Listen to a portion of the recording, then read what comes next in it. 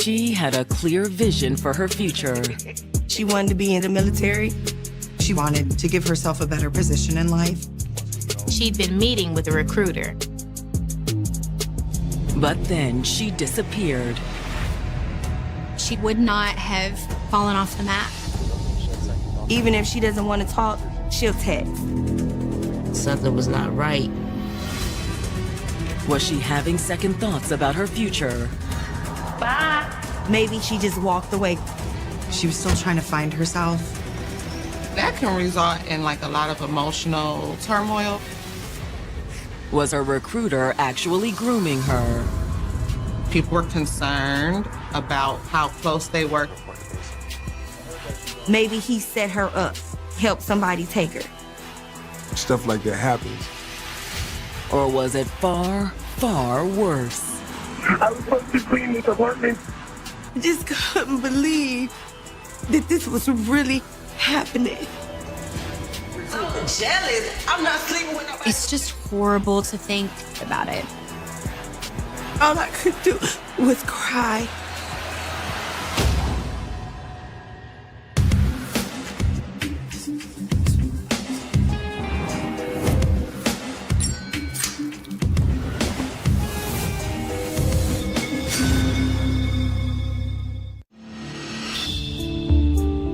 July 31st, 2021. It's Saturday in Cleveland, Ohio, an old industrial city that's reinvented itself as an attractive place to live. Cleveland has that small town feel, despite it being an area where millions of people live. Cleveland has one of the most vibrant lakefronts on the Great Lakes.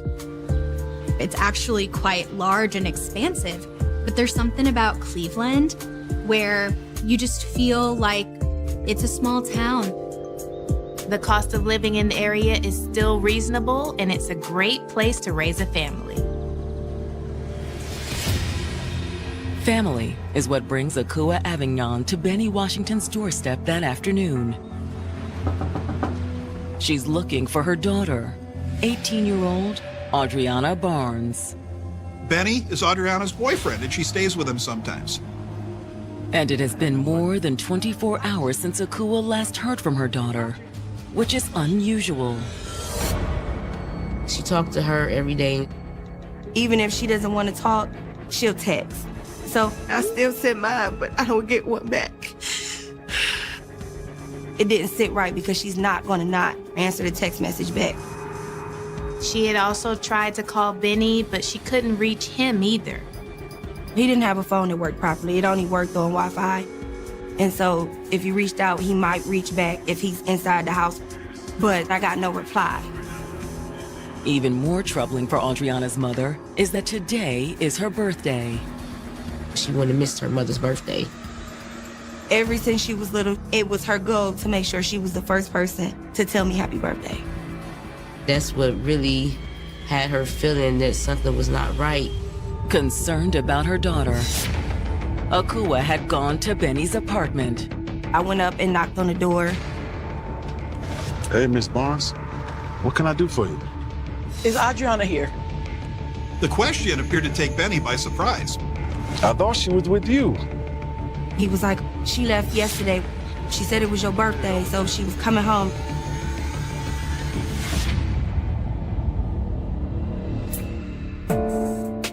One of 5 siblings, family was always important to Audriana Barnes. They were very, very close to. Whatever room she was in, they all were in together. That was the running joke. I didn't need more than 2 bedrooms because they would find their way together no matter what. And as the oldest, she always had her mother's back.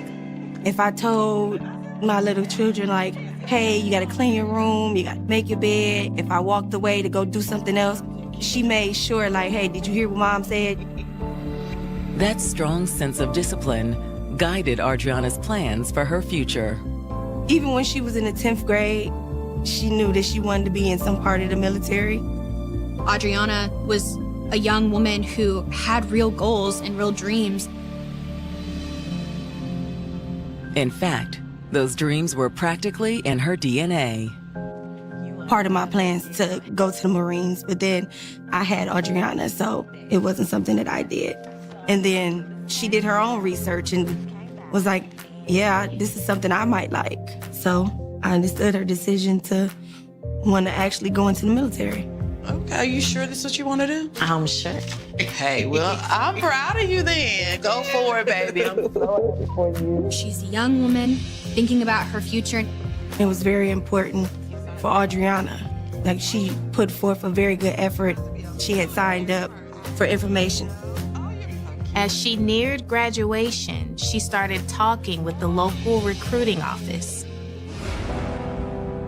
But would a chance meeting at her part-time job threaten her carefully laid plans? She met Benny through one of his cousins that she worked with. I'm so glad your cousin introduced us. He had his own place, and she still lived at home. You saw her spending a lot more time over there. She would spend nights there.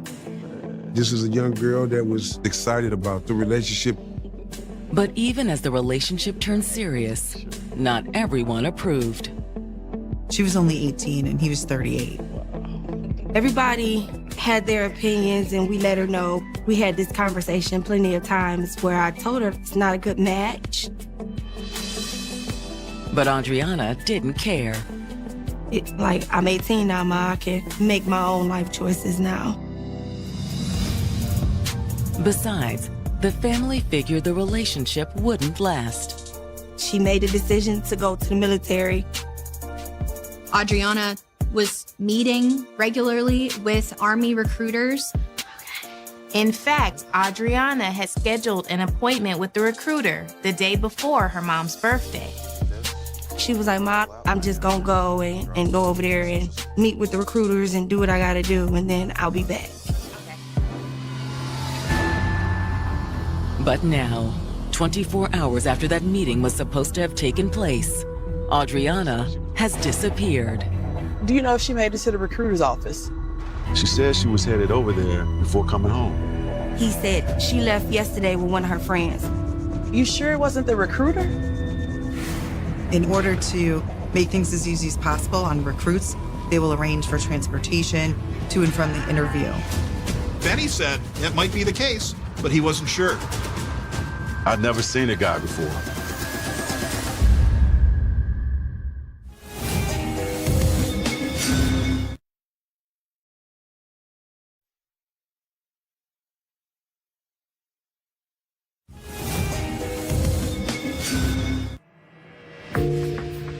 Audriana Barnes had her future all planned out. Ever since she was little, Audriana had dreamed of joining the military. She was definitely a young woman who wanted to give herself a better position in life and was looking at the military to put herself in a better situation. Not everybody wants to get out of school just to go back to school. She'd been meeting with the local recruiting office about enlisting. But now, after her most recent recruiting appointment, Audriana has disappeared. Her boyfriend, Benny, said he last saw her when she left for the meeting. Do you even know if the recruiter picked her up? I'm not sure.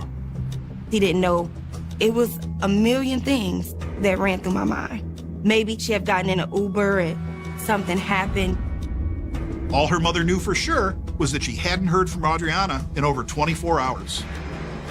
She'd even missed her mother's birthday. Akua had said that nowhere in the world she would miss my birthday. Everybody was going to be together. Okay. They were looking forward to the dinner, and she was gonna be there for her birthday. Instead, Audriana's mom spends the next several hours desperately trying to find her daughter. But it's no use.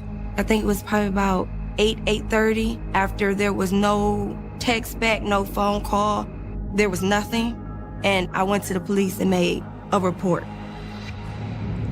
And they had told me that they wouldn't take it because she was 18 and she's technically not in school anymore. And it hadn't been 48 hours. They weren't supposed to. Why don't you give her some time? I'm sure she'll turn up.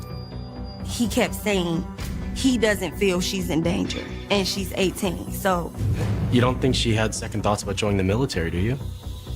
Well, I mean, there were some things she needed to do. They had told her that she needed to drop about 50 pounds before boot camp started. And if she changed her mind, she might be avoiding her family.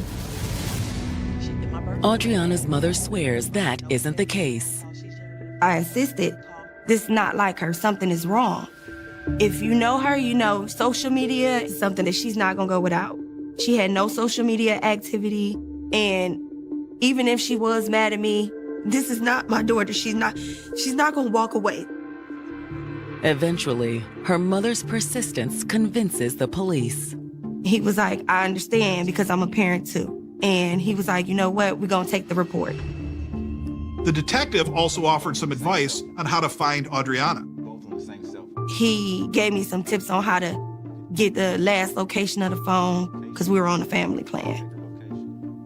But when Audriana's mom tries to locate her daughter's phone, she fails. Her location's off. It wouldn't go through because the phone had been turned off and the location had been unshared from everybody. So I couldn't get it. Does this mean something happened to Audriana? Or did she deliberately turn it off because she didn't want to be found?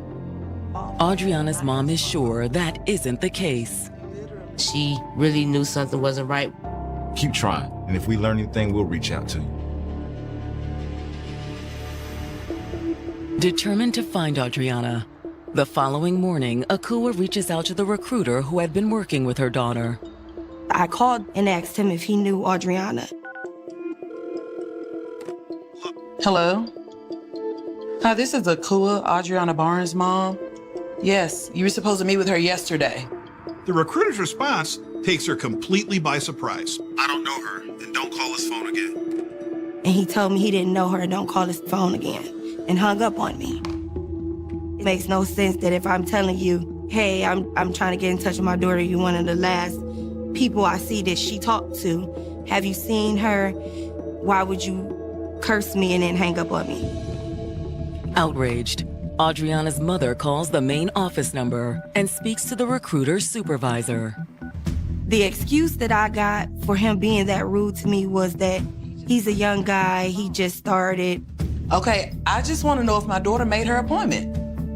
The supervisor said that according to their record, she did. The interview occurred there. There was certain documentation that she needed to bring with her.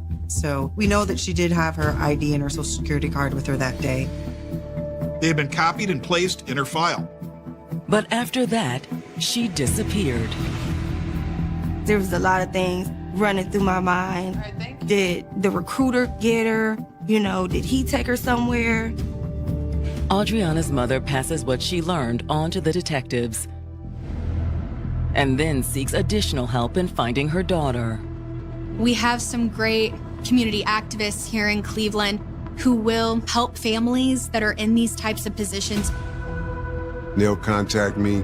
I'll meet with them. I'll request a picture, age, description of what she had on when she went missing. And we brought the team down there and we started warning community searching. They sent out a mass text stating that we had a missing young lady. We are so adamant about trying to find missing females, especially Black females, because there's so many Black females missing. But the longer Audriana is missing, the less likely she is to be found. We had a sex trafficking ring and a human trafficking ring in our city. You got people grabbing up young ladies and then they disappear.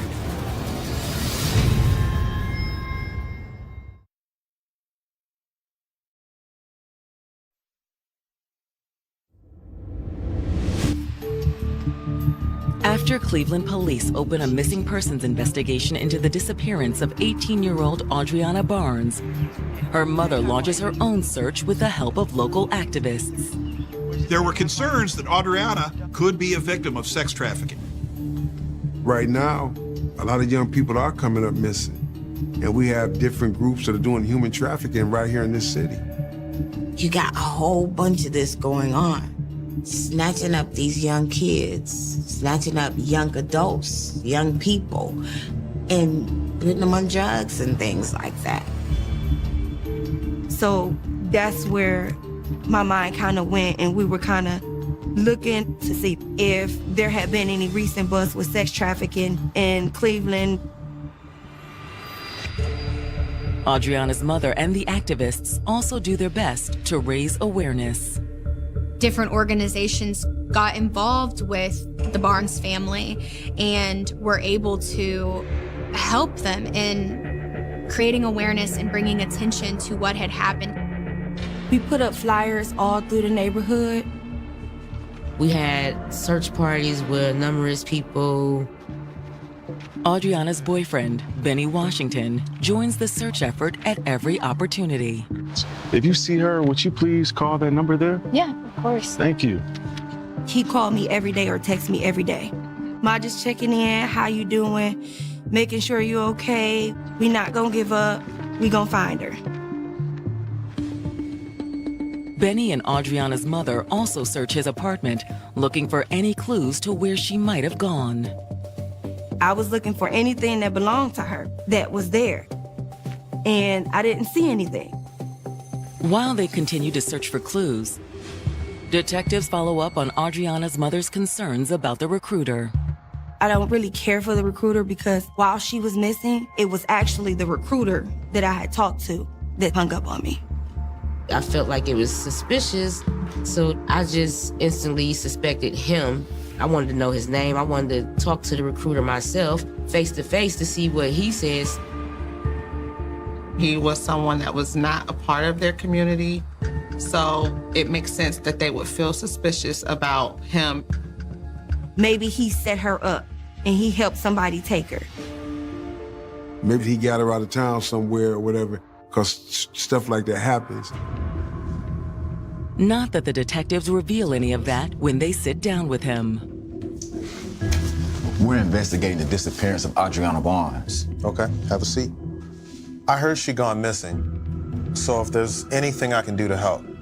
Sure, we just need to ask you a few questions. Just routine, really. You always want to talk to the last person to see someone in any investigation and verify what they tell you. So you gave Audriana a ride that day? Yeah, we do that sort of thing all of the time. The recruiter picked Audriana up from Benny Washington's apartment building, brought her out to Cleveland Heights where that interview was. And at the end of that meeting, she was then brought back to Benny Washington's apartment. You drove her home? Yeah, I dropped her off, but I didn't see her go in. However, he does reveal that their meeting hadn't gone as well as Audriana had hoped. She didn't bring all the documentation she needed with her.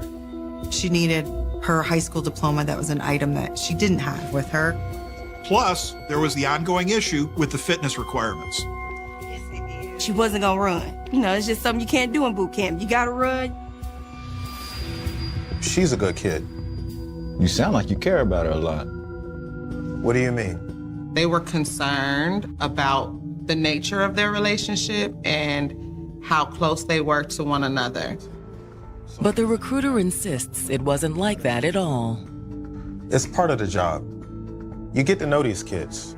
She felt like he was a mentor.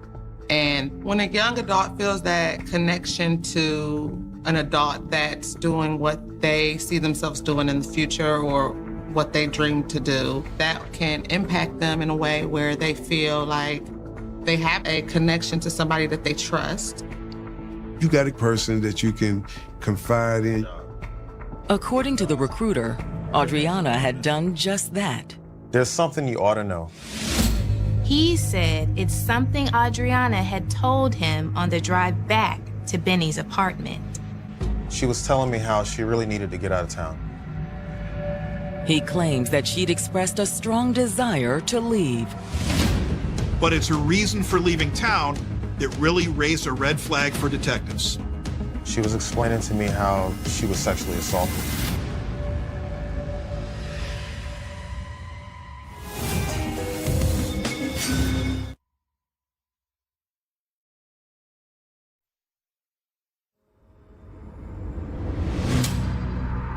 Cleveland detectives investigating Audriana Barnes' disappearance have just learned the 18-year-old may have been sexually assaulted. The Army recruiter who'd been working with Audriana said she told him about it while he was dropping her off after their last meeting. According to the recruiter, the attacker was a friend of Audriana's boyfriend, Benny Washington. Did she tell you his name? She didn't, but she did tell me that she filed a police report. Could the alleged assault have something to do with Audriana's disappearance? The detectives don't know for sure, but they are satisfied that the recruiter had nothing to do with it. His supervisor confirmed that he had only been gone the half hour or so that it took to drive Audriana back to Benny's apartment and return to the recruiting office. The recruiter dropped her off, returned to the office, and all of those things are verified. Thank you for your time. All right. Back at the station, detectives are also able to confirm that Audriana had filed a report for the alleged sexual assault. The report gives detectives the attacker's identity. His name is Wendell Dixon. This individual was over to Benny's house and she had went to sleep on the couch. And she woke up to this individual with their hands down her pants. For him to violate her in that way could be extremely traumatizing. The police report detailed how Audriana fought off the attack. She woke up and they began to fight. What are you doing? Get off of me. She had hit him in the mouth with a candle and knocked his teeth out. Benny had rushed into the room, drawn by the commotion. Benny later told me, yeah, I was gonna shoot him, but she grabbed my arm and said, you can't do that. It's people outside. It's kids outside. Get out! Instead, Audriana had called the police and made the report. But nothing ever came of it. Wendell fled, and the police had been unable to locate him. But now the detectives are wondering, had Wendell simply gone into hiding? Or had he been biding his time? Maybe he did something to her in retaliation for her going and trying to press charges on him for what he did. After uncovering the police report, the detectives launch a renewed effort to locate Wendell. He shouldn't be on the street. He's a danger and he's a menace to society. But they're still unable to locate Wendell. Benny doesn't know where he is either. And you don't know where Audriana is? He said she got in the car with some recruiter. Appreciate it. But where she'd gone after the recruiter dropped her off outside the apartment remains a mystery. She's a missing person. Do we know that there's even any wrongdoing at that point? That there's any foul play? It's hard to say. Meanwhile, law enforcement moves on to other priorities. They've only got so many resources. Law enforcement is restricted by what they can and cannot do. That's the case in every investigation. But Audriana's mother and her team of activists refuse to give up hope. Me and Nakua would start talking every day and making plans to go out for the next day and who we was gonna talk to and how we was gonna do it.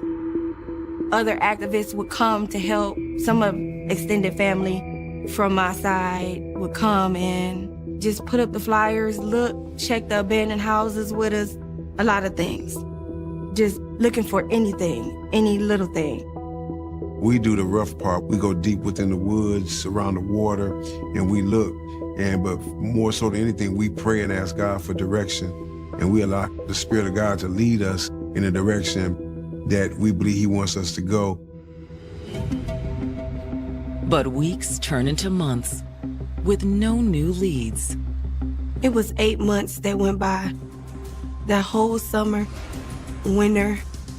It had to be really challenging for Akua to remain hopeful. We hope against hope. When we out here looking, maybe she just ran away.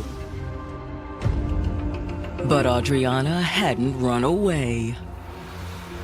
It's March 17th, 2022, almost 8 months after Audriana's disappearance, when the property manager lets herself into Benny's old apartment.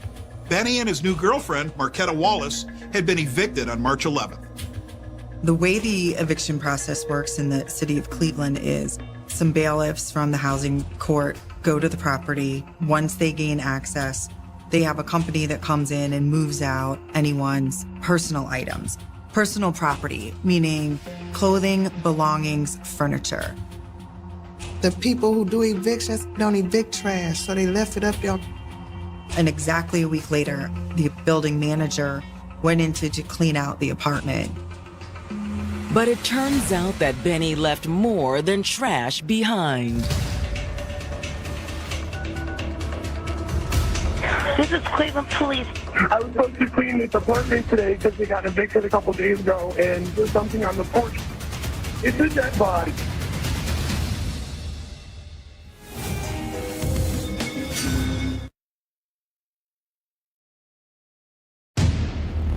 The manager of a Cleveland apartment building called 911 to report finding a dead body on the balcony of a recently vacated apartment. Is it a male or a female? I don't know. I can't tell. The body was decomposed beyond recognition. Blood flesh was still on the bone. The decomposition, it was unbelievable. Despite that, the apartment manager is sure she knows the identity of the deceased. It's gotta be Audriana. Audriana Barnes' boyfriend, Benny Washington, had lived in the apartment until recently. They just evicted him. And the last time anyone had seen Audriana was outside Benny's apartment. She was dropped off at her boyfriend's apartment, Benny Washington, and her mother reported her missing the following day because she hadn't heard from her. Has the mystery finally been solved? Don't touch anything else. That's all going to be evidence. And the police will come out and they're going to have people to handle it. Okay? You're preserving evidence. Okay? Okay. When homicide detectives arrive at the scene, they assume that the body on the balcony is Audriana. We were pretty confident, once Audriana's body was discovered, that the date of her death was on or about July 30th or 31st, because she absolutely would have been in contact with her mother if she was still alive. It's just horrible to think about the length of time in which her body was on that balcony. It was close to 8 months after her disappearance. Confirming that the body is Audriana will require an autopsy. But first, the coroner's office faces the grim task of removing the body. She was wrapped extensively. If you think of, a mummification and how those bodies are wrapped and wrapped and wrapped in layers, that is how her remains were. They were wrapped in numerous layers of clothing. There were blankets, plastic shopping bags, plastic garbage bags, and then there was like a yoga mat on top of her. And it's clear that she had been on the balcony for quite some time. There was a large stain on this balcony underneath where her body had been that was caused by decomposition fluid. That tells you this body was there for a very long period of time, that it decomposed at that location. It wasn't moved there in the days from the eviction to when she was discovered. This activity all happened right there where it was found.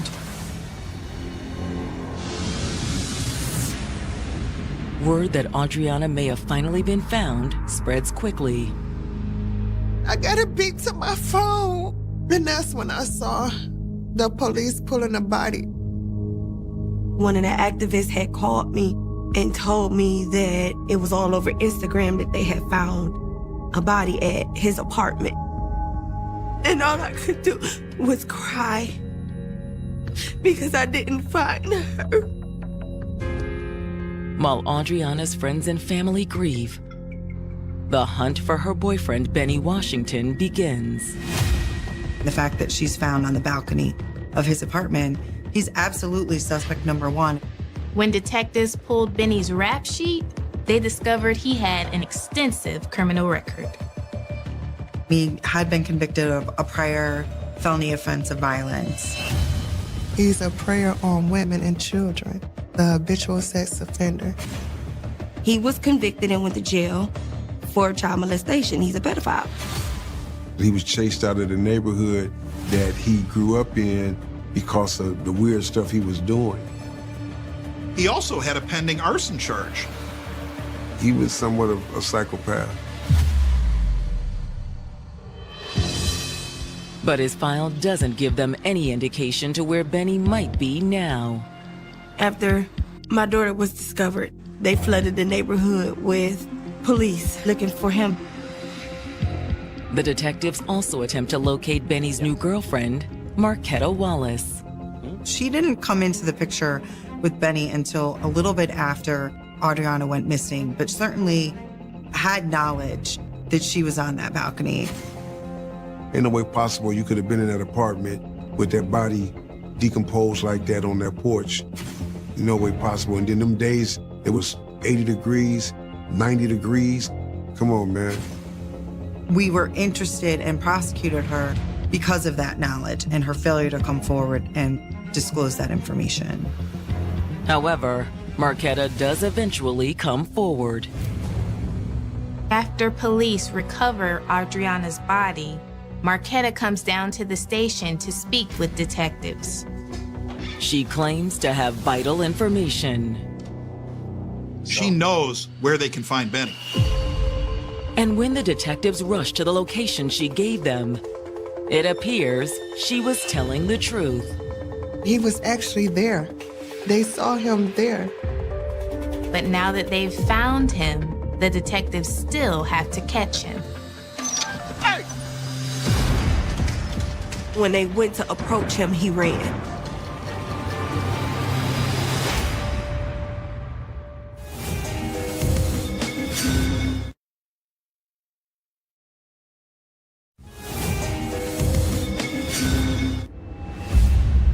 Police investigating the murder of Audriana Barnes have tracked down the man they believe is responsible, her boyfriend, Benny Washington. But when they approached him, he ran. He's kind of leading the police on a wild goose chase around the neighborhood. They had to chase him through people's houses and everything. But eventually the police managed to run Benny down and place him under arrest for murder. When I found out about the arrest, I felt relieved because it was beating her mother up inside, not knowing what happened to her daughter. Not that Benny is willing to give the detectives any details once they have him in custody. Benny did not want to talk. He said he did not like the police and asked for an attorney. Benny was certainly within his rights. Although when the detectives sit back down with Benny's new girlfriend, Marquetta Wallace, she is more than willing to give them her side of the story. Most of all, she wanted police to know that she had nothing to do with Audriana's death. So, how'd you meet Benny? I met Benny when he was handing out flyers about her. My name is Benny. Yeah. We're looking for my girl. What's your name? Marquetta. Marquetta. It's nice to meet you, Marquetta. Nice to meet you. If you see her, can you call that number there? Even though she was quote unquote cooperative and was willing to sit down with the police, she didn't admit or really implicate Benny all that much. And you didn't know the body was on the balcony? I had no idea that the body was on the balcony. The detectives have their doubts. Even though she would give us nuggets of information that might be helpful, a lot of what else she said didn't really seem to be truthful. No, I didn't know. And it's hard to believe that she had lived in Benny's apartment for several months and never noticed what was on the balcony. Stand up. You're under arrest. At the end of the interview, the detectives place Marquetta under arrest. She was charged with gross abuse of a corpse. It's a felony of the 5th degree. And when the autopsy confirms that the body on Benny's balcony is Audriana, the prosecutors charge him with aggravated murder. Audriana's cause of death was a single gunshot wound to her head. Will that be enough to secure a conviction when the case goes to trial in May of 2023? The biggest hurdle, I think, in trying this case is when two people are alone, you know, what happened leading up to this murder. Because I didn't have someone who can say he planned it out. Instead, they argue that Benny was jealous about Audriana's meeting with the Army recruiter. Babe, everything went so good today. You laughing? You smiling? How good did it go? It went really good. What do you mean? You trying to replace me? What? When Audriana returned to Benny's apartment that day, they had an argument. You trying to replace me? Nobody replacing you. You sound insecure. You've been sleeping around. I know you've been sleeping around. You talking crazy. He just gave me a ride. Gave you a ride, all right. How many times y'all been together? We don't necessarily know exactly what led up to the shooting. We know that she shot. You sound stupid.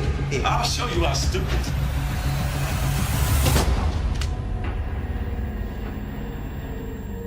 One thing can escalate to another, and then you got a homicide. Once Audriana was dead, Benny dragged her body onto the balcony and left her there. She went in that building and didn't come back out. Will that be enough to secure a conviction? The prosecutors wrap up their case without putting Benny's new girlfriend Marquetta on the stand. She was too much of a risk to utilize as a witness at trial against Benny. Not that it matters in the end. When the verdict was read in court, he was found guilty of murder, with a number of firearm specifications as well, felonious assault, abuse of a corpse, having a weapon under disability, and he was also found to be a repeat violent offender. The guilty verdict makes little impression on Benny. He ain't showed no emotion, no nothing. It was like another day. He was just sitting there with such a nonchalant demeanor, like he had no care in the world, no emotion, no character, no nothing.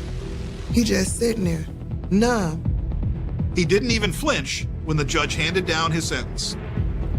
He was sentenced to life in prison with parole eligibility for the first time after serving 38 years. So he's going away for a very long time. Although no amount of time is enough to satisfy Audriana's family and friends. I don't feel justice was served. He actually should have had the death penalty. And that's how I feel about it. Because you still have a chance to go up for parole. Just the fact to hear the word possibility of parole, it doesn't make you feel easy because Audriana doesn't have a possibility of living no more. Being a believer, a Christian, I have to, have a forgiving heart. But sometimes it's hard. If it's my child, I would want him dead too. Benny's girlfriend, Marquetta Wallace, escapes prison altogether. She pleaded no contest to abusing a corpse. She received a nominal sentence for that, unsupervised probation. I was very angry because the judge was like, oh, I feel like Benny took advantage of her too. No, he did not. She knew. She willingly lived in that apartment knowing what he did to her and where she was. And whether justice was served or not, Audriana's family is paying the price for what Benny did to her. It broke my family. She's the missing piece. From birthdays to outings. It's never been the same without her. Everything that we do together just don't seem right because she's the missing piece. Audriana was a bright, intelligent person who would not have fallen off the map. She wasn't a bad girl. She wasn't out here drinking and running the streets and partying and just seeking men and laying up. No, that was not her. She had heart of gold. And it's sad that she didn't get the opportunity to grow and mature into it. She brought joy to my life. She was a beautiful soul. I just feel like she didn't deserve what she got. She had been stabbed upwards of 80 times, and one of those almost severed her spinal cord. I mean, that's some anger and some hate. Originally, it started out as arguments, but then they progressively got worse and ended up becoming physical. It looked like it spiraled out of control, and she didn't have no control of what was going on. All that resentment, all that rage, finally boiling over into a singular moment, that was their payback.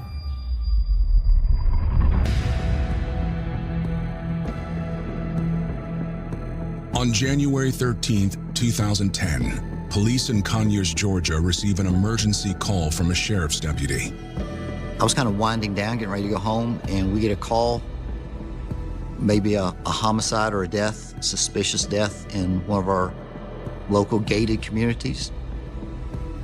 The way the call came out, it didn't sound normal.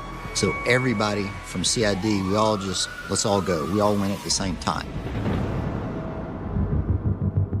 When I got to the neighborhood, there was a Rockdale County deputy there who told us that as he was just happened to be driving through the neighborhood, I think he was serving civil papers, that a young girl came running out of a house or up to him saying that her mother was dead in the bathtub.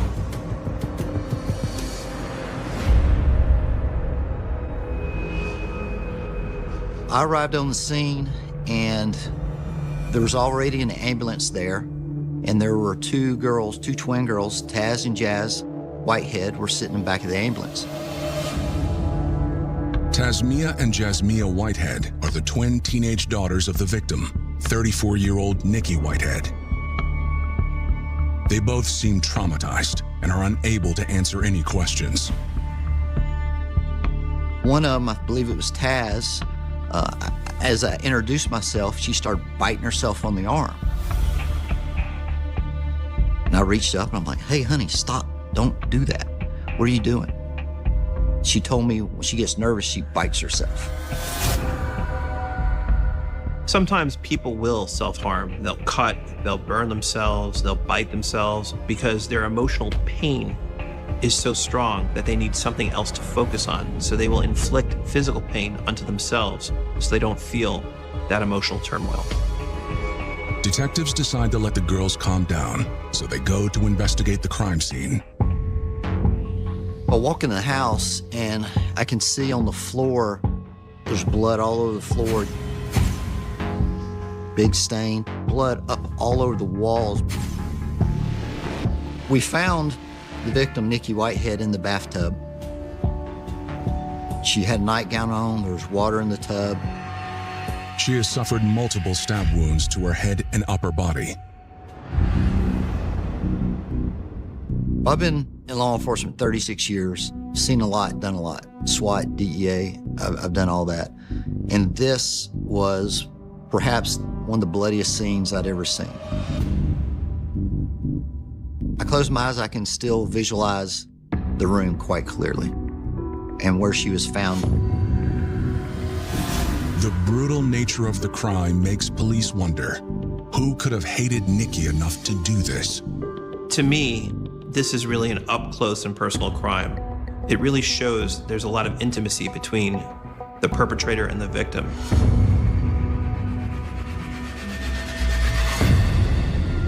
Nikki Whitehead's life had been difficult from the moment she was born. Nikki didn't have a great life. She was born in prison while her mother was serving a stint for prostitution and drug possession.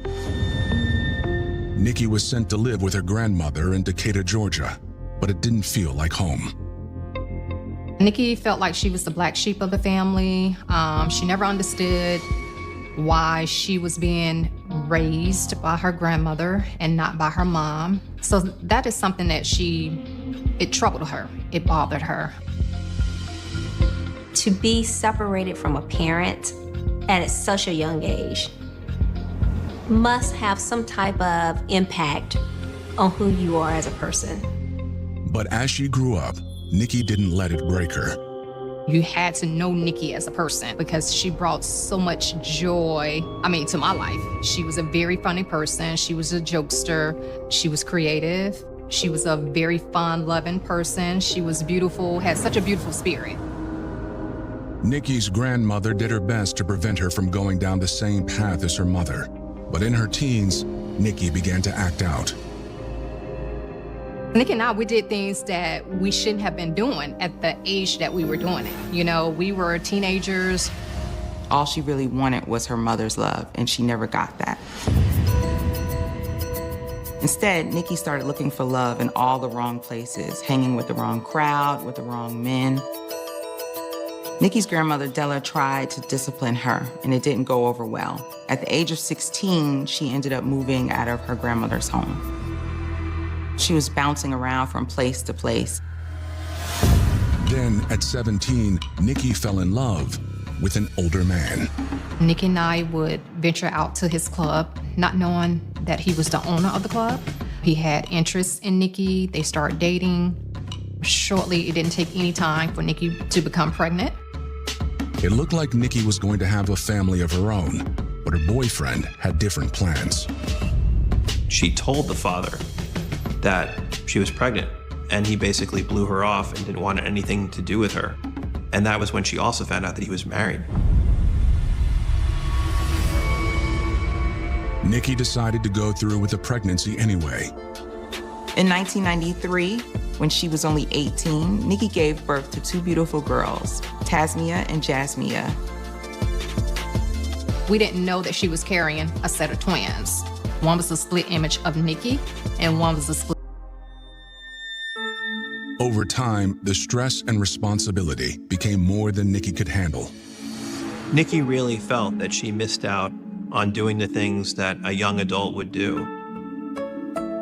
On the one hand, she has these two children that she needs to raise and be a mom, but on the other hand, she herself wants to enjoy life, and that really put her in a very difficult position. Knowing that Della would take care of the twins, Nikki started living the fast life again. She began hanging out and drinking. That meant the twins didn't get to spend much time with Nikki, but Della worked hard to try to make sure they grew up right. Thanks to Della, the girls began to thrive. They were very well-behaved and excellent students. You had one that liked to play the piano.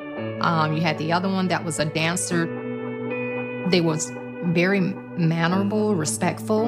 At the time, they were still saying yes, ma'am, and no, ma'am. Yes, sir, and no, sir. So, that speaks volume. The twins didn't really view Nikki as an authority figure because she hadn't really been that way to them up until this point. Instead, she was like the fun, loving older sister. Nikki had started off kind of rough. She was a young mom, and she still wanted to party like most young people want to do that are thrown in a situation where now I got to be an adult all of a sudden. But, over the 15, 16 years of her daughters, she had finally realized she wanted to straighten herself out. As she got older, she really wanted to be more of a mother figure in the girls' lives. So did her new boyfriend, a long-haul trucker named Robert. He was 30 years older than she was, but I think Nikki thought that this provided her the stability that she needed in her life.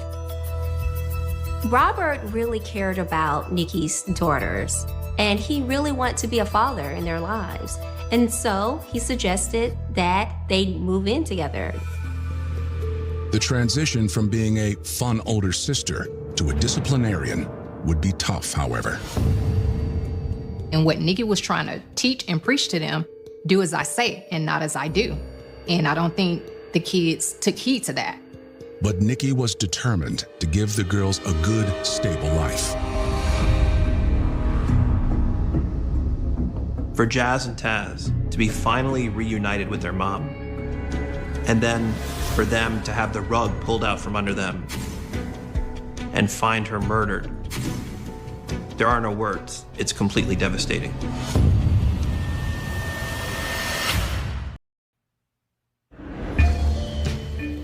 After Nikki Whitehead's teenage twin daughters discover her stabbed to death in their home, the girls are taken to safety as investigators search the house for evidence.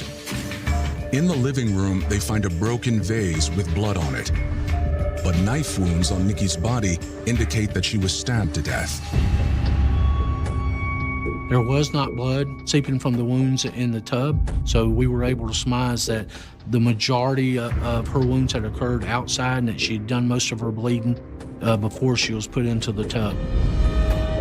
I've been involved in some shootings and things that were pretty bad, but this was, it was just, there's blood all over the house. In the carpet, all through the bedroom.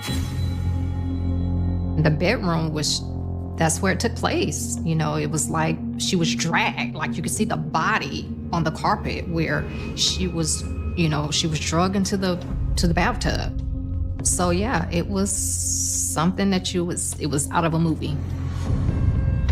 The field crew was working on checking every garbage can, every drain pipe, looking for a murder weapon. We checked the house. And of course, like any house, the house had numerous knives in it, so we had to collect them and test each one for blood.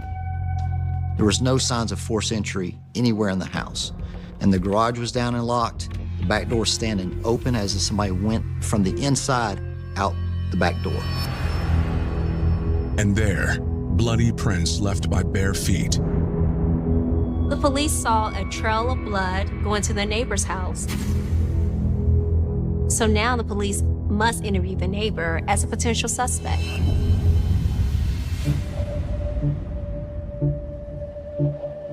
I find blood on the door frame.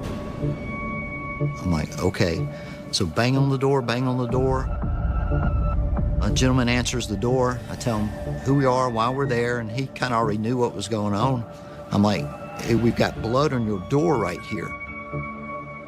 He told us that that morning he had been listening to a popular Atlanta radio station and that he did hear somebody ring his doorbell and heard screaming, but that he just didn't respond to it. We surmised that the bare feet leading out had been Nikki and that at one point she had escaped, made it to the neighbor's house seeking help, and that someone had drug her back into the house.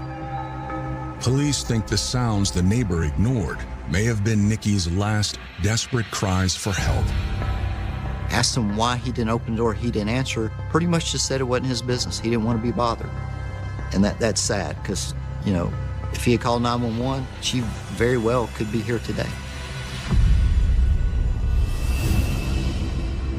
When detectives are finished at the crime scene, they return to the precinct where Rockdale County sheriffs have taken Nikki's twins. So I have the girls in an interview room, asking them what had happened and how they found their mom, and asked them to start from the beginning. They said they left for school that morning at around 7:30 in the morning. Can you tell me what happened when you got home today? I just called fire to the bus. I noticed that gate was open. So I was like, why the gate open? And you walked in and what happened? To the kitchen, I put my stuff down, and I went to her room. And so I seen the blood all in there on the floor. And I went in there and I seen her. What room was she in? In her room. In her room? Was she on the floor, on the bed? She was in the bathtub. In the bathtub? And they found their mother in the tub and then ran out, saw the sheriff, and flagged the sheriff down. When I asked the girls who they thought may have hurt their mother, they said maybe Joe or Robert. These are two men that their mother dated both of them and talked with them a lot. Robert was the actual live-in boyfriend. They lived at Robert's house. This was his house that it happened at. Nikki's daughters revealed to police that she'd been cheating on Robert with a man named Joe. When the twins told us about the two boyfriends, that made both of those men possible suspects because it gave both of them possible motive. Does Robert know about these other guys that your mom sees? Probably not. Like they stay together, but like when she talk about him and other people, she say my friend Robert. He like 60-something. He like a sugar daddy. Things were good between Nikki and Robert for a while, but unfortunately, as a truck driver, Robert wasn't there all the time, and Nikki was alone and lonely. In many ways, Nikki found it difficult to have a stable life. She always ran from stability. She was dating a man who was a trucker, who was in and out of her life. Again, very unavailable emotionally because he wasn't there, which is really what her mindset was. But then she has this other guy. Robert was many years older. Joe was more Nikki, the victim's age. If Nikki cheated on Robert, it's possible Robert flew into a murderous rage when he discovered what was going on.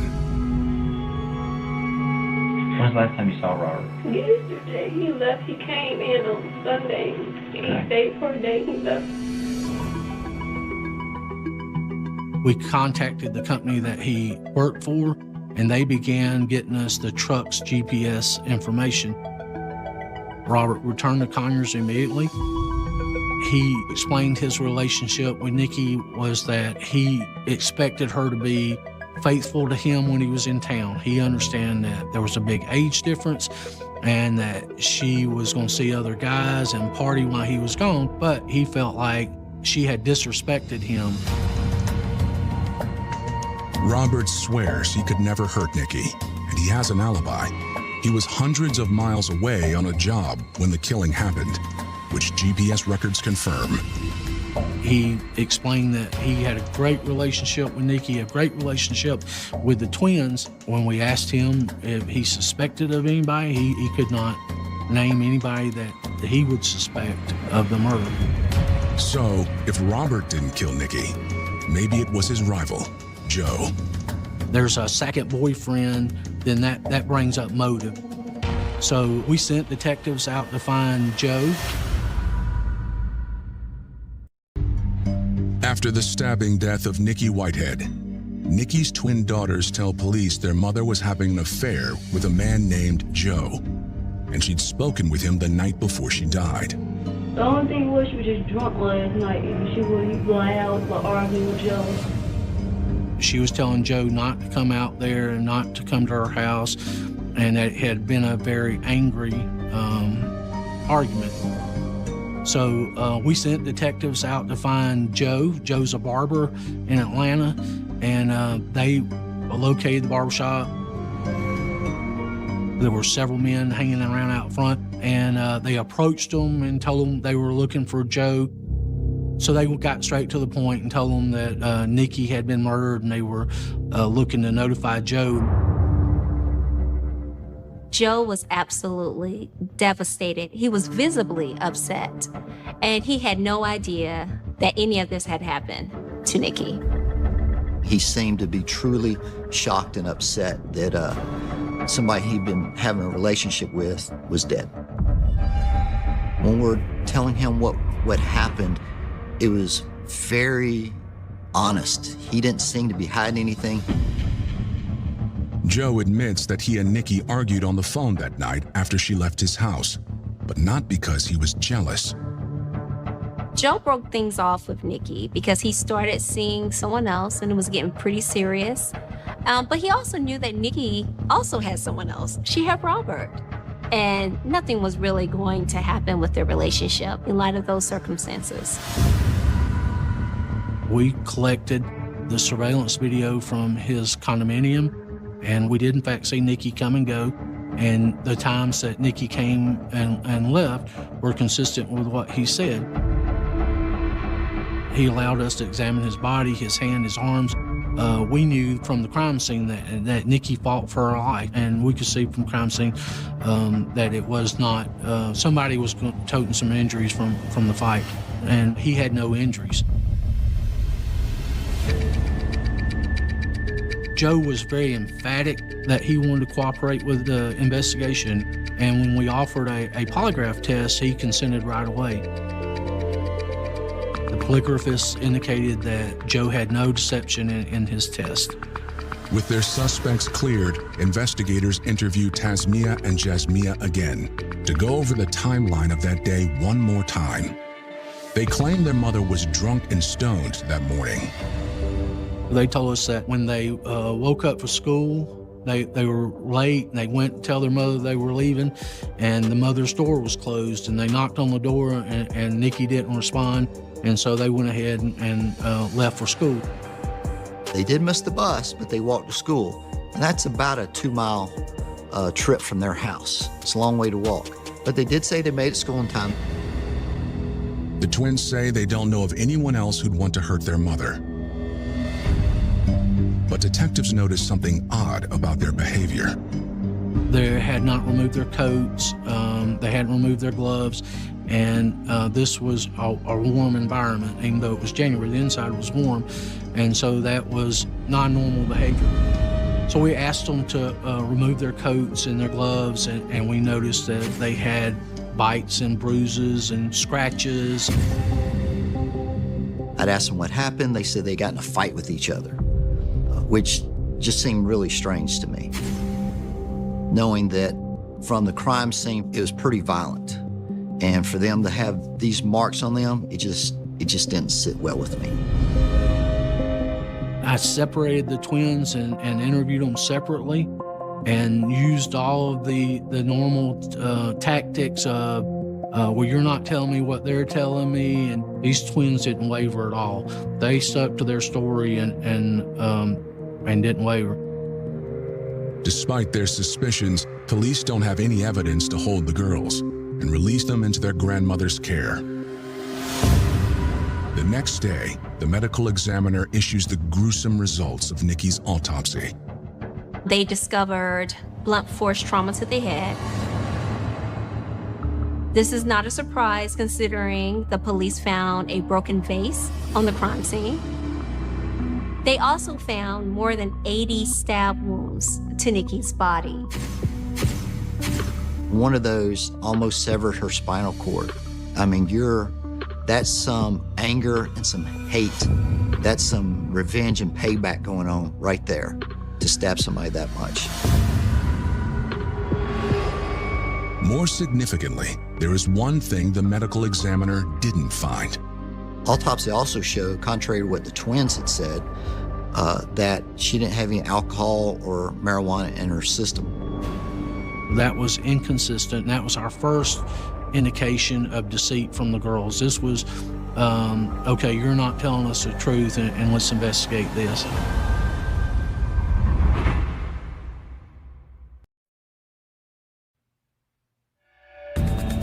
Police investigating the killing of Nikki Whitehead ask her loved ones about her relationship with their twin daughters.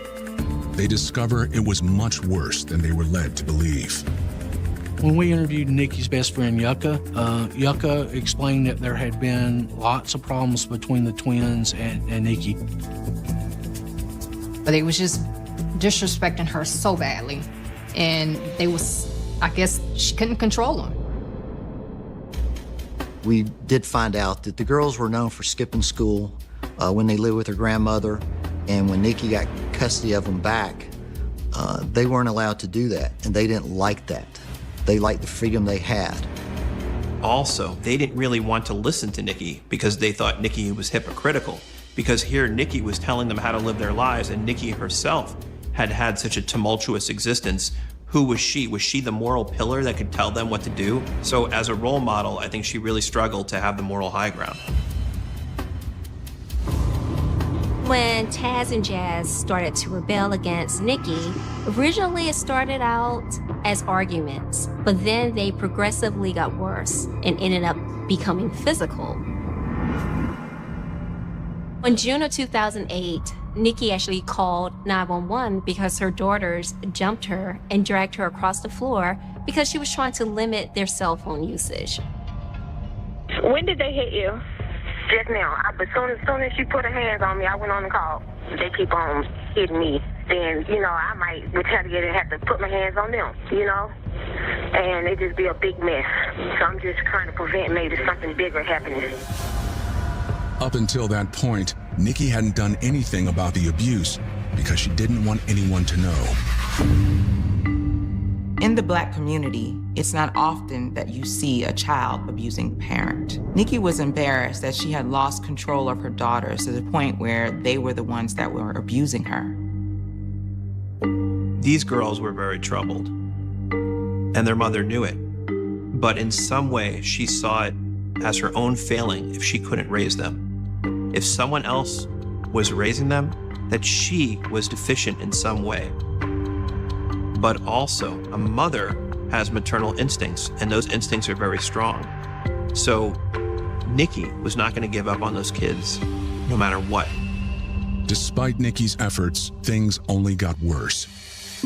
A few days before she was killed, she reached out to her best friend, Yucca Harris, with a disturbing and prophetic warning. She called me and she had told me that the girls were just really acting, behaving badly. And she felt like if anything happened to her, the kids did it. It was almost like I didn't believe Nikki, because I'm like, wait a minute, not, the twins, because they never projected that energy or, they never showed that side, what Nikki was portraying to me over the phone. Yucca told us that Nikki was so scared that she replaced the lock on her bedroom so that she had a deadbolt from inside because she was that fearful of the twins. In light of this new information, detectives take a closer look at the twins' whereabouts at the time of the slaying. They start by following the path the girls say they took to school. The detectives that were canvassing on foot made it about a mile away to a gas station. At that gas station was one of the locations that we noticed had surveillance video. On that surveillance video, we were able to see that the two girls had, in fact, walked up at 10 o'clock. Video from the school shows they arrived there at 10:15, 3 hours later than they claimed. That would have given them enough time to kill their mother. One interesting thing they did that we noted was the first trash can they came to, one of the twins walked up and discarded something into that trash can. We surmised that might have been the knife, but by the time we actually got to that point, the dumpsters had already been taken to the landfills. Another search of the house provides more incriminating evidence. We found shoes that were in the closet that had blood on the outside of them. There was no reason those shoes would have blood on them unless they had been in the room at the time blood occurred. In one of the shoes, we found a tissue. In that tissue was hair, clumps of hair that had been pulled from the head. Also, what we found during our investigation search of the girls' rooms, we found a journal. There was a lot of negative things in there about their mom, a lot of hatred toward their mom. They had written back and forth, sort of like you would text nowadays. They had written back and forth to each other that if we're going to get out of here, we got to get rid of her. And the other one responded, yeah, we've got to get rid of her ASAP.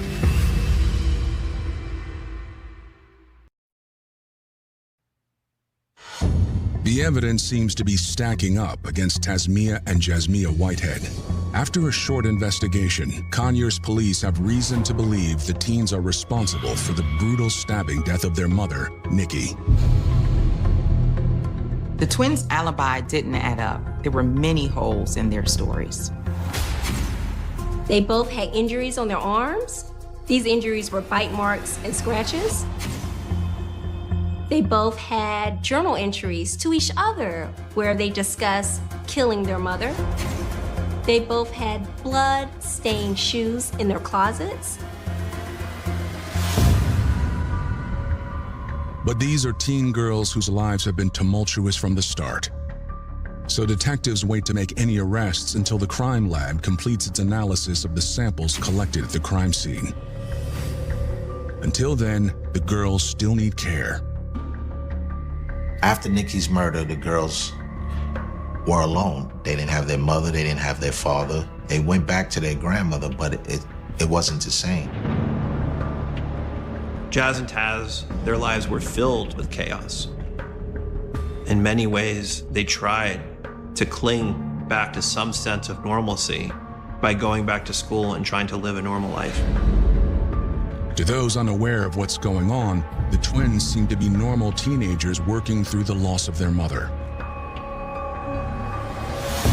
A few weeks later, the results from the crime scene come back. We were able to find the twins' DNA mixed in with Nikki's DNA on the blood splatter on the wall. And there could be no explanation other than they were there and they were injured. During the interview with the twins, Taz was biting her arm a lot, and I had to make her stop. There were bite marks on her arm that were very similar, if not matched, Nikki, which shows you their mom wasn't fighting for her life that night. The lead detectives finally decided we have enough to present to the DA, and the DA agreed. Now we have enough to move forward and get justice for Nikki. On May 21st, 2010, detectives arrest Tasmia and Jasmia for the murder of their mother. One of the girls was arrested at Della's home. The other was arrested at her high school in front of all the other students. The girls were really angry when they were arrested, and they kept telling the arresting officers that they needed to go and find their mother's real killer. As prosecutors prepare for trial, the DNA evidence presents a unique challenge to them. As identical twins, Taz and Jazz had the same DNA, and so the prosecution wasn't clear as to which twin actually committed the murder, or if both of them did it together. Sometimes when you have twins, the bond is so strong that one twin will go along with what the other twin wants. And very often you'll see that one of them is more aggressive and one is more passive. But when it came together, it's almost as if the sum of the parts was greater than the whole. And that was a powder keg that exploded. Prosecutors decide they will try the 16-year-old suspects as adults because of the seriousness of the crime. That could mean life sentences for Jazz and Taz if they're convicted. This was a situation where they were clearly, very aggressively going after Mom, and it seemed like they wanted her dead, and they wanted her dead 10 times over. The case against 16-year-old sisters Tasmia and Jasmia Whitehead takes almost 3 years to make it to court. But in early 2013, a date is finally set for the twins to stand trial as adults for the killing of their mother, Nikki Whitehead. With the unsurmountable amount of evidence against them, the twins both know they're facing a potential life sentence if a jury convicts them. So their defense attorneys offer to provide prosecutors with a confession in exchange for a plea to lessen the charge and reduce their sentences. Prosecutors agreed to let the girls plead to voluntary manslaughter if they confess on camera in front of the DA, but their sentences won't be determined until after they hear the twins' entire story. The district attorney interviews the twins separately, but their stories are identical. Jazz and Taz claim that their mother had been aggressive with them and angry from the night before, and that it continued into the morning. She was in there, as soon as she saw us, she starts cursing and stuff. I think she was mad about us being late for school and stuff. And then she almost like slung the pot like that. And then Jazz kind of put up on one like that, and after that, I'm not really sure. I'm gonna be clear to say I don't remember everything. It comes in snatches, I'll say. We're fist fighting or whatever. My sister are really fighting. They're fighting and punching each other, things like that. She's on top of my sister, choking her. I can't even tell you what life is at this point.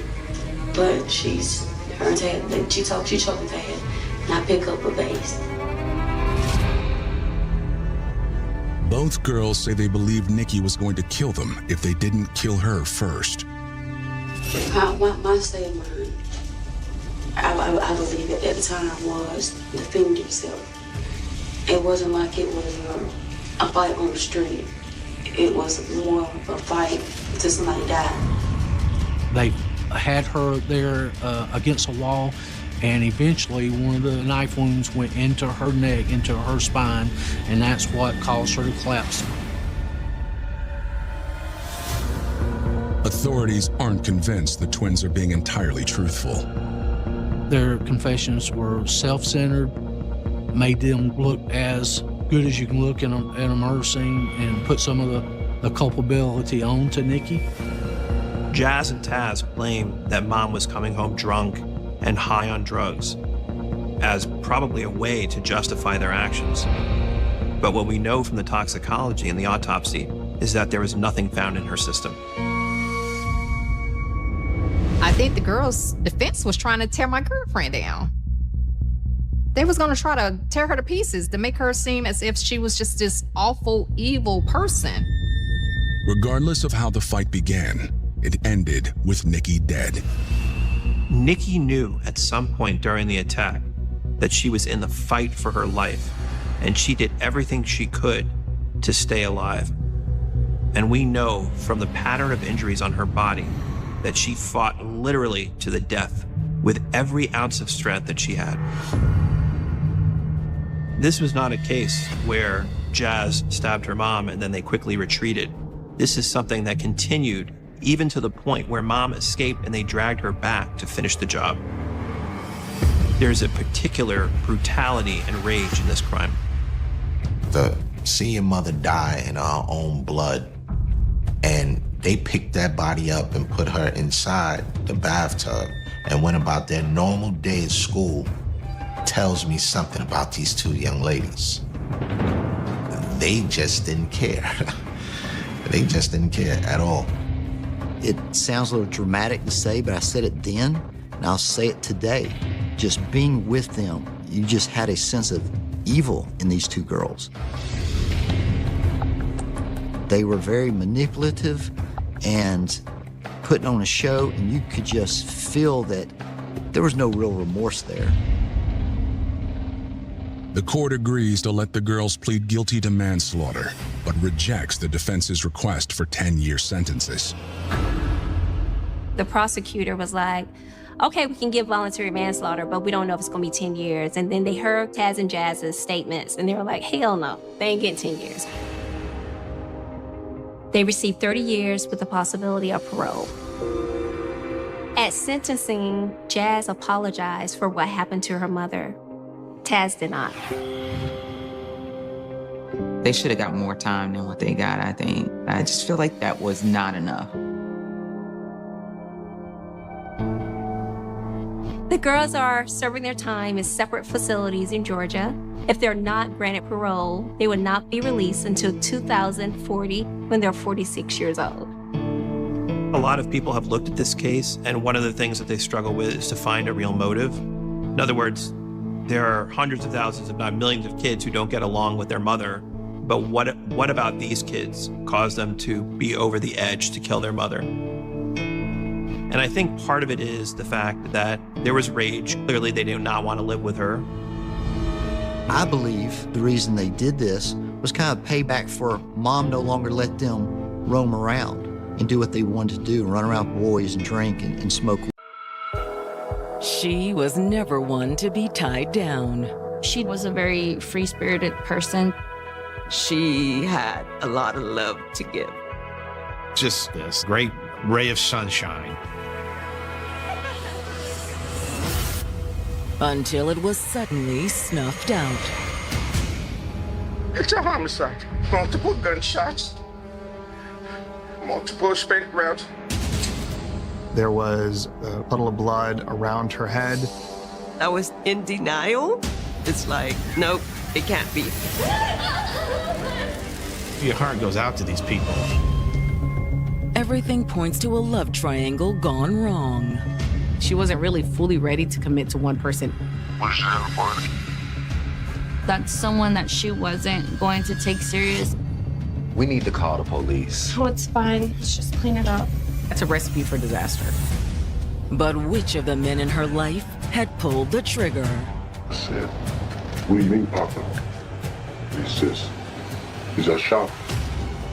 I would have never thought he would have done that. That was crazy. April 30th, 2020. It's a Thursday morning in Houston, Texas, the Lone Star State's largest city. The metropolitan area is between 7 and 8 million people. A lot of people are migrating here because of job opportunities. We got all kind of commerce coming and going. It's a great place to where even if you're not from here, you can find your place and feel at home. But at the Houston home of Judy Rodriguez, she spent that Thursday morning becoming increasingly worried about her daughter, 33-year-old Darlene Solis. Wednesday, I texted her, didn't hear anything back from her. Thursday, I messaged her and I said, "Are you okay?" When she didn't respond, that really worried me. Darlene was very connected to friends and family, would text her mom multiple times a day. So I started making phone calls to her friends and say, "Hey, have you all heard from Darlene?" Hello? Hey, Diana, this is Darlene's mom. When's the last time you spoke with her? Nobody had heard anything. Really? No, this isn't like her. Anxiety mounting, Judy calls her ex-husband, Darlene's stepfather, for help. He's a sheriff's deputy, and I said, "Hey, I haven't heard from Darlene for 2 days, and none of her friends have heard from her. Will you please go to her apartment and see if she's there? Thank you." Darlene's stepfather agrees to head over, but asks his ex-wife to also contact the Houston police. He told me to go ahead and call 911 because that was not his jurisdiction. Houston Police, what are you reporting? Yes, I was calling to see if you could do a welfare check on my daughter. He needed, backup. Do you know how long it'll be before your husband gets there? He said he's 5 minutes out. The Houston police are still en route. But Darlene's stepdad doesn't wait. He turned on his body camera and had the apartment manager unlock Darlene's door. With his training, his instinct, he knew that something was wrong.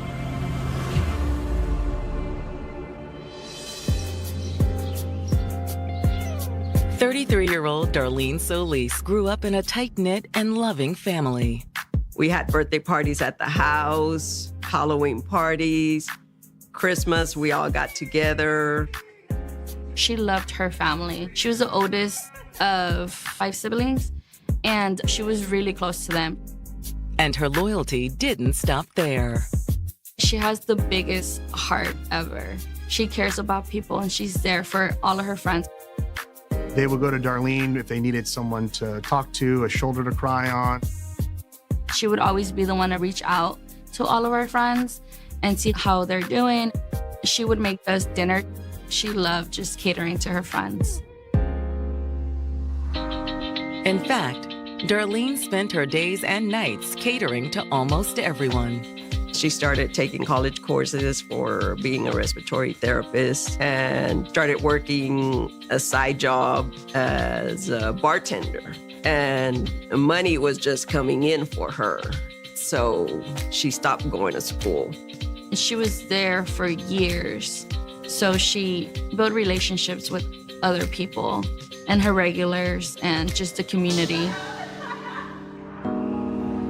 When Darlene wasn't behind the bar, chances were she was off on an adventure. Traveling brought joy to her. She traveled to Japan, she traveled to Vietnam. Even if it was a road trip, she would always make the time to go and travel. And Darlene almost always had someone to share in her adventures. Darlene was a very free-spirited person. She had a lot of male friends. One was a construction worker named Corey Campbell. It began through a mutual friend. They had met up at a bar for friends to get together, and then from there they started talking. So you're a bartender? Yeah, Oh, I can see that. You're really good with people. Thank you. Yeah. They hit it off. They seemed like a very good match. They dated for the next 3 years. She was happy they did have a good relationship. He was a great guy, very respectful. But in the end, it didn't last. He was on the road all the time, and it seemed like that was hindering their relationship. And when a new job took Corey to Salt Lake City, Darlene moved on to a man named Marcus Jennings. Hey, babe. She said that he was very nice. He treated her so well. How was your day? Better now. And she ended up really enjoying his company. They spent a lot of time together. I've never in my life seen her so happy. But now, Darlene is missing. And her stepfather, a deputy sheriff, has gone to do a welfare check at her apartment. Once he got in, it was not trashed. Didn't look like anything had been stolen. However, Darlene's apartment is a crime scene. Central, this is 42 David 24. I need HPD to be notified to meet me for a DOA. Apartment 110. It's my daughter. He found Darlene dead of multiple gunshot wounds.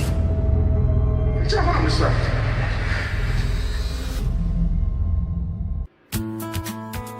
After her breakup from Corey Campbell, Darlene Solis bounced back with a new man named Marcus Jennings. When Darlene started to date Marcus, you could tell she was happy. I've never in my life seen her so happy. He was just always nice to her. I liked the way he treated her. But their budding romance would be a short one. Darlene's stepfather, a Harris County Sheriff's deputy, has found his stepdaughter dead inside her apartment. It's my daughter. Multiple gunshots. Multiple escape routes. He'd been in that situation thousands of times. He's responded to phone calls from everything from petty theft to, murders and aggravated assaults. But this case is so different because this isn't some random patrol call for this deputy. This is his daughter. When the Houston police arrive at the apartment, Darlene's stepfather turns the scene over to them. This deputy was struggling with the scene of his daughter and all the emotions that takes place. When police and EMTs enter the apartment, they confirm that Darlene is dead. There are no vital signs. The body was exhibiting clear signs of rigor mortis. This had happened maybe 2 days prior. And now it's up to the homicide detectives to piece together precisely what happened. As you walk through the apartment, a typical homicide detective will allow the scene to talk to them. Are there items missing? Is there forced entry? Are there broken windows? Is this a disorganized scene? What's out of place? Was there an argument? There doesn't appear to be any signs of a struggle or a robbery. Things are not missing. Things are not forced into. Whoever had killed her, looked like they kind of caught her by surprise. She was just in the bathroom. Looked like she was making herself up to go somewhere. Her body was positioned on her back, facing up, and in a position where it had seen that she had fallen and had remained in that fallen position since the time of her death. She had been shot multiple times with a .40 caliber handgun. There were 4 shell casings that were recovered from the crime scene. They also find a .40 caliber handgun. The gun was found under the bed, so whoever killed her leaves the murder weapon there on the scene. All indications standing out from the outside looking in would indicate that this would be somebody that Darlene knew. That this was somebody who was in the apartment, did not have to force their way in. But who? The crime scene provides a possible clue. There was a blow-up mattress that was out in the living room. There was luggage by the side of the bed. But if someone had been staying with Darlene, where are they now? And did they have anything to do with her death? Hoping for more information, the detectives turn to Darlene's stepfather, who has just gotten off the phone with her mother. My ex-husband calls me back and says, "We found her. She's here." And it was kind of like a relief, like, okay, good, she's there. And he tells me, "There's a deputy that's gonna go pick you up at the house and bring you over here." And it's like, oh, okay. And then after I hung up with him, I'm like, wait a minute. And I knew she was gone. While Darlene's mother waits for a deputy to drive her to the crime scene, her ex-husband fills the detectives in on what he knows. You just got to feel for somebody like this. Police officers are people too. And to come across that kind of scene, and this has to be so horrific, it's hard to put into words. We're gonna need to ask you a few questions. I understand. His mind pretty much shut off and turned into his professional role as officer investigator to figure out what he needed to do to make sure that the investigation and everything was done correctly from the start to make sure that whoever did it was held accountable. Kudos to him, because it shows that the strength that some of these people have to draw upon in a situation like that. Do you know of anyone who'd want to do this to Darlene? No, she started dating this new guy named Marcus. It's in that beginning stage where people are enthralled with each other. How many cases have police covered where a boyfriend got jealous and killed their girlfriend? And according to her stepfather, Marcus may have had reason to be jealous. She also has an ex named Corey Campbell. Do you think he had something to do with it? I really don't know, but she did go to visit him last week. Darlene had flown out to Utah to see Corey. She took the opportunity to fly out there, and then they drove back to Houston together. Detectives investigating the murder of Darlene Solis have learned that she had recently flown to Salt Lake City to visit her ex-boyfriend, Corey Campbell. Corey was out of town working, and since she did love traveling, just going anywhere, she took the opportunity to fly out there. She'd gone out and spent a few days in Salt Lake City with Corey. And this new guy, Marcus, did he know she went to see him? I really don't know. Thank you for your time. Thanks, sir. But there may be someone who can help.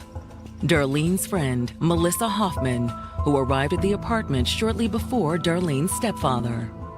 Our other friend, Diana, reached out to Darlene and didn't hear anything from her, which was weird. So she called me and asked me to go to Darlene's apartment because I was closer to see if she's home and if she's okay. And then her dad ended up showing up. 4023. Okay. I need this hallway clear, please. I knew something bad happened in that apartment. Melissa, go over there, please. Melissa, go over there. Please go over there. Please go. But it wasn't confirmed to me until the medical examiners came out and I overheard them say her time of death. And then that's when I realized that she was gone. My condolences to you, okay? We're gonna work this hard, and we're gonna do everything we can to find out what happened. The detectives start by asking Melissa about Darlene's ex-boyfriend, Corey. How long were they together? I want to say like maybe 3 years. on and off. They would argue and then they would get back on good terms again. He would bribe her with gifts and stuff and to try to get back on her good side all the time. He was a manipulator. He was one of those that thought that he could always fix the situation with buying gifts or sending a dozen roses to her work. But then it always, go back to the same thing. He was displaying jealous behavior.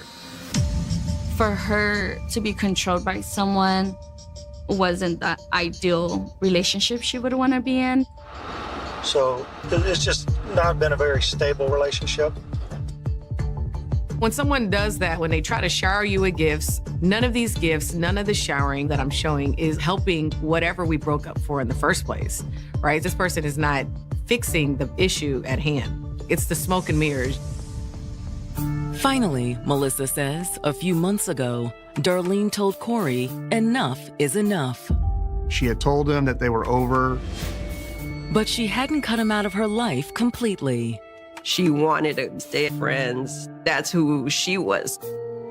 So Melissa says it wasn't surprising when Darlene told her she was going off to Salt Lake to see Corey.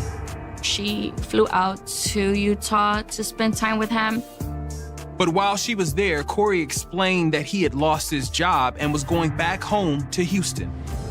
She allowed him to come back into her home, and she still allowed him to stay there while he didn't have a job or got back on his feet. I didn't think it was a good idea, but Darlene was a very strong-minded person. She was going to do what she wanted to do. However, there was one complication. Darlene's new boyfriend, Marcus. They've been seeing each other for a couple months. And did the ex know about him? I think he knew about him. Marcus knew that Darlene was going to Utah.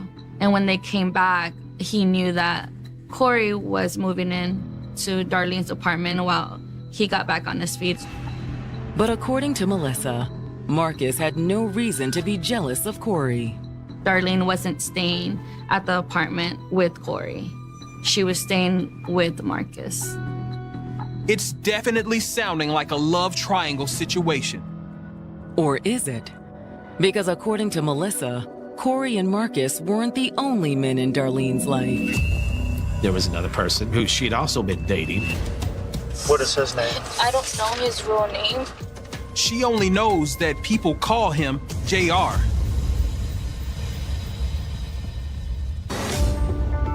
Detectives investigating the murder of Darlene Solis have uncovered 3 possible suspects.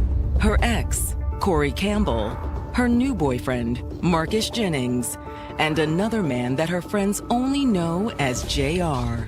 Darlene met JR while she was out one night with her friends, and they hit it off right away while they were out. They exchanged phone numbers and I guess just kept in contact. According to Melissa, it was more of a fling than a full-blown relationship. He was very young. He was way younger than her, so that's someone that she wasn't going to take serious, but just kind of wanted him as a friend because she did enjoy his company. But now that Darlene is dead, the detectives have to wonder, had JR wanted more from the relationship? Perhaps JR got spurned. Naturally, the police are going to look into who's JR? Who is this person? What's his story? Darlene! Darlene! But before they can, one of the 3 men in Darlene's life arrives on the scene. Marcus showed up because he had been told something had happened to Darlene. He heard nothing from her, and that was just so uncharacteristic of Darlene that a lot of people started getting concerned. At least that's what Marcus tells the detectives. Just tell me everything. I'll ask you some questions that may be uncomfortable, but we want to find out. He's very cooperative. He's willing to tell him anything.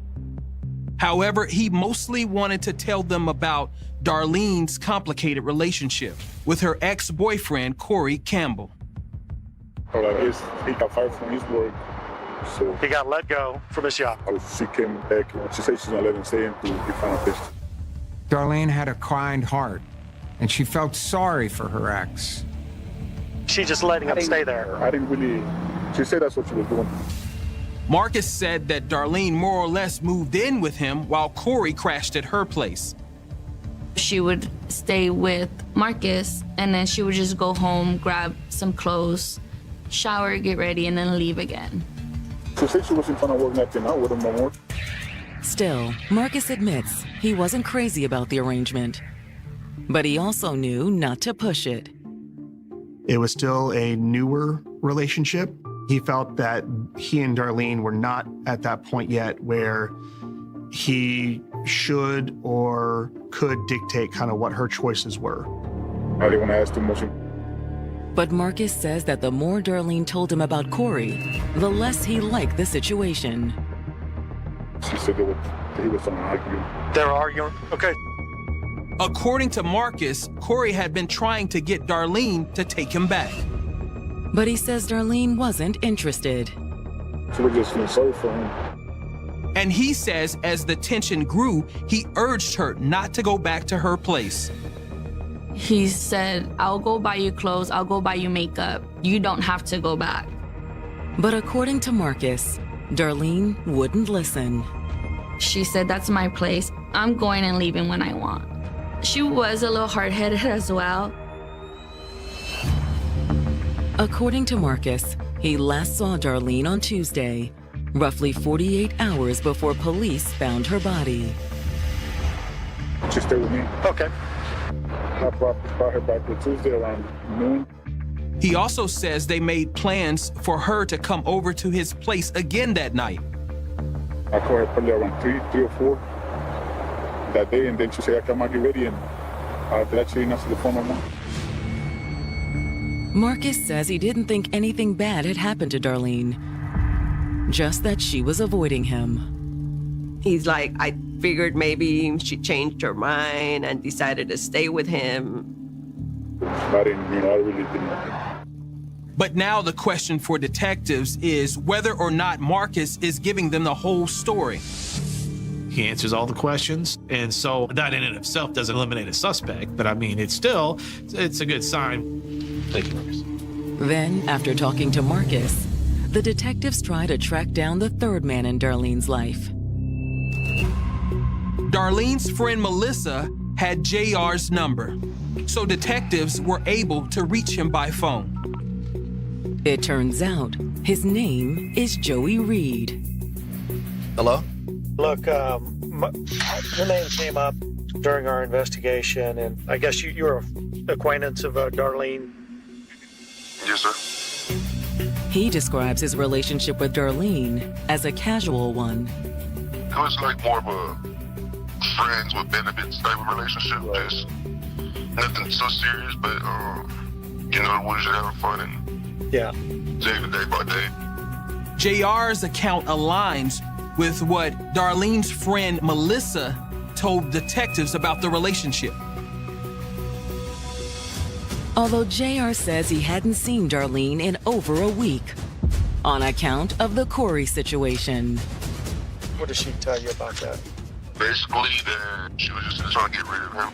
According to JR, Corey was bad news.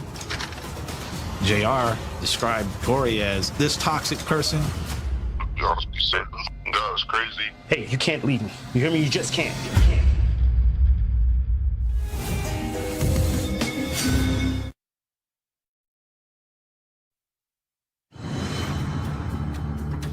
Joey Reed, who says he was only casually dating Darlene Solis, has told the detectives investigating her murder that Darlene had problems with her ex-boyfriend, Corey Campbell. She mentioned that, man, he's crazy. He'll knock on the door and just keep knocking. It just wasn't like somebody in love. It's more like somebody obsessed. Darlene! Corey just wasn't ready to let their relationship go. He was gonna plan some sympathy move on her, like, if you leave me, I'll kill myself if you ever leave me. Hey, you can't leave me. You hear me? You just can't. JR claims that in addition to threatening to kill himself, Corey had broken into Darlene's apartment before moving to Utah.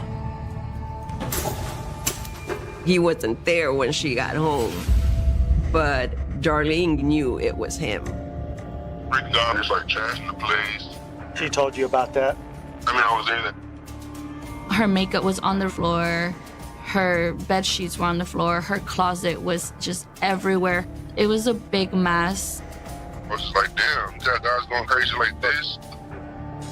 He told her that she needed to make a police report just to have that in writing, showing that he did that. She refused to put charges on him. You know, everybody told her to. She just felt bad. She didn't want to put him in a bad position. But does that mean Corey was Darlene's killer? It's possible that JR or Marcus could have been pointing the finger at Corey to divert suspicion from themselves. Police absolutely made sure to keep that in consideration. However, the detectives also have reason to suspect that JR and Marcus are telling the truth. Everything is pointing back to Corey, his jealous behavior, and he had opportunity. I mean, he was living there in the apartment. And unlike Marcus or JR, Corey is nowhere to be found. Additional interviews with Darlene's family and friends only add to the suspicion that Corey Campbell was behind the murder. There were conversations that Darlene had with her closest friends about Corey's aggression, and that Corey was not willing or ready to let go. He was doing little things to let her know, I'm still here. He would call her up and text her, and she's out with her friends, and say, what are you doing? That all added to this general theme of the possessive and aggressive nature that Corey had with Darlene. And when detectives sit down with Darlene's mother, she tells them that she had been worried about Corey for some time. When he broke into her apartment, I kind of realized that he was not good for her. It's like there's this whole other side to him that no one knows about. Darlene's mother also says she had warned her daughter about letting Corey back into her life. I told her, there's no reason for him to be staying at your apartment. And that last day that I saw her, I told her, you need to tell him he needs to move out. He had the ability to go back home, to get somewhere to stay, but it all goes back to power and control. I can control how she views me and how she sees me. She's going to see me as vulnerable and can play on her emotions and allow me to have control over her by being in her space and taking up her space. But while Darlene's mother says she thought Corey was taking advantage of her daughter, she never suspected he would actually hurt Darlene. I would have never thought that he would have done that. I don't think anyone thought that Corey Campbell was capable of this. It's like there's a different side of him that we don't know about. And when the detectives received the forensics results from the crime scene, they further suggest that Corey was capable of murder. The handgun that was discovered under the bed came back as being purchased and owned by Corey Campbell. Ballistics was able to figure out that was the murder weapon. Now all the detectives have to do is find him. This is somebody who fled and should be considered extremely dangerous. But the manhunt has barely begun when detectives get a call from a sheriff in Forsyth County, North Carolina.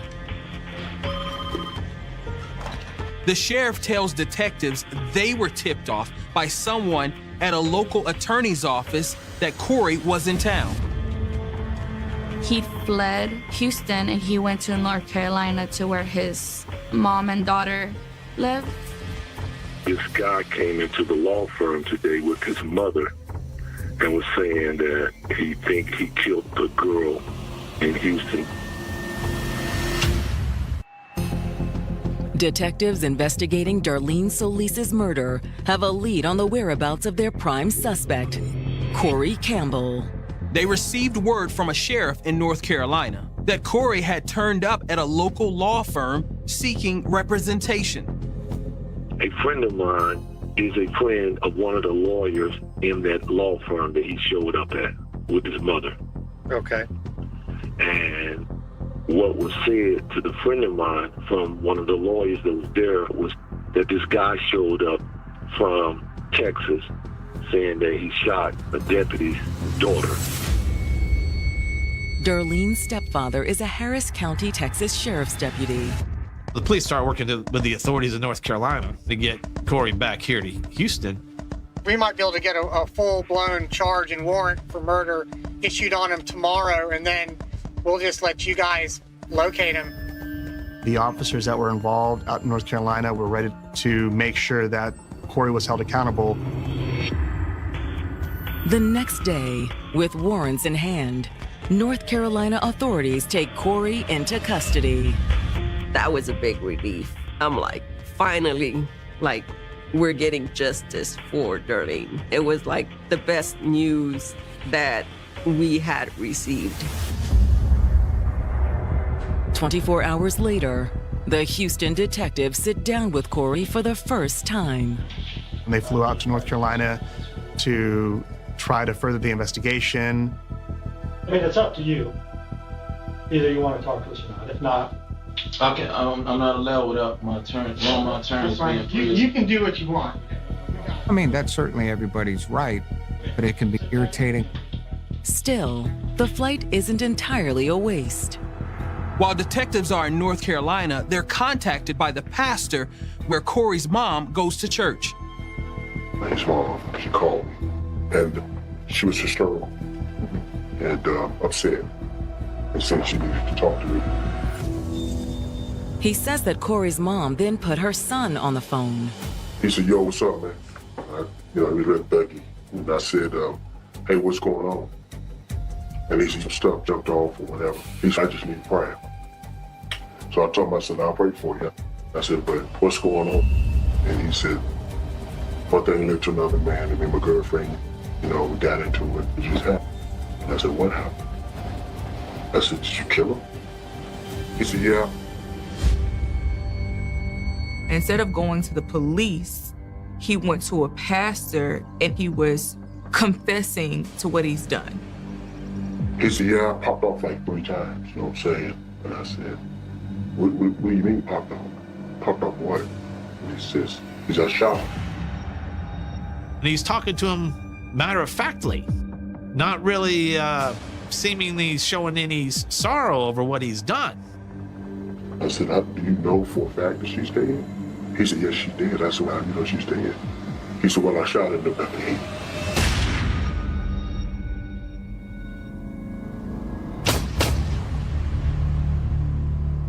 The pastor says he'd urged Corey to go to the police.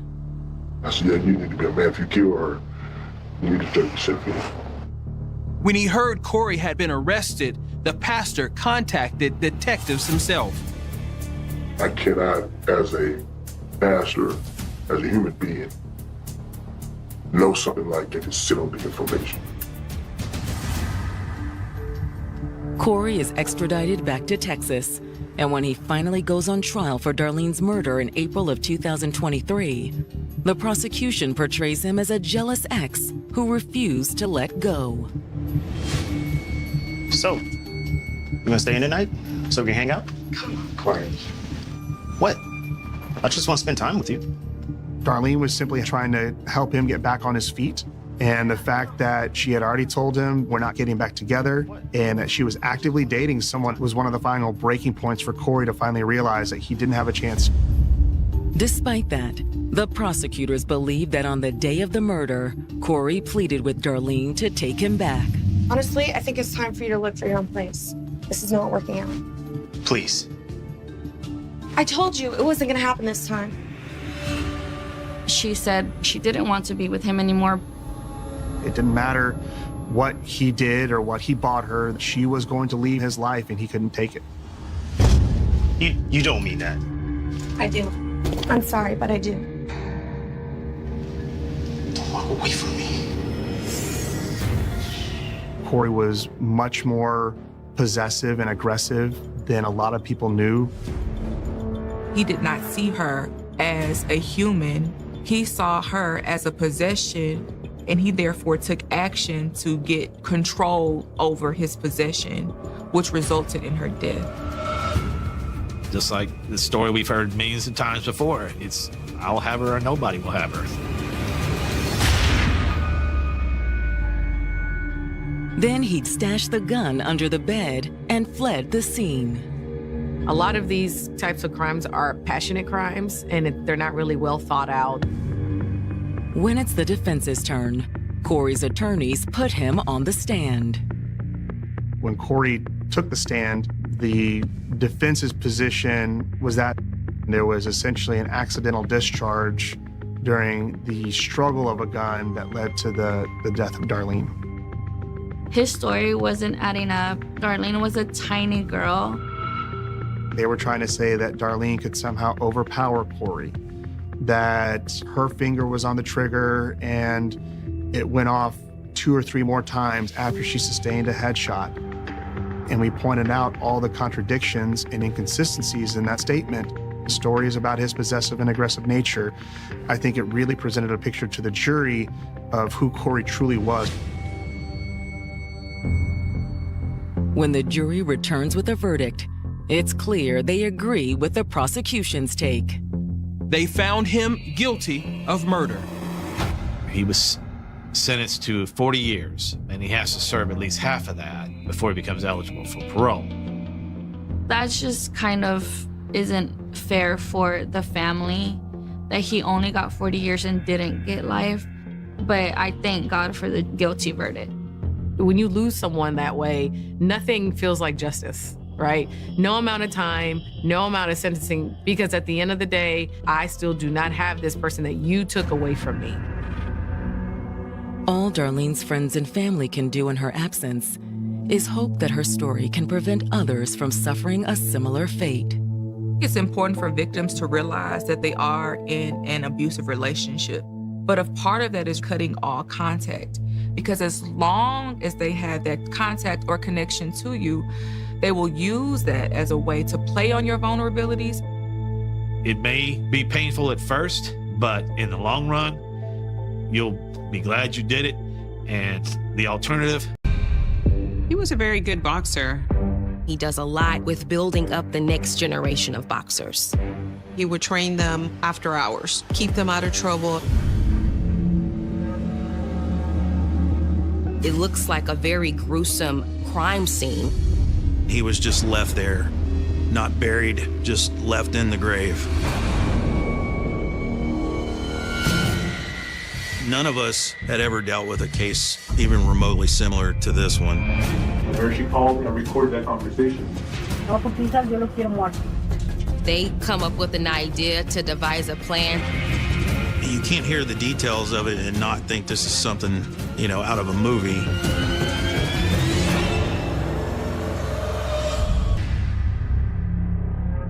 It's around 5 p.m. on July 21st, 2015. In a remote area north of Houston, Texas, police are on the scene of what appears to be a cold-blooded killing.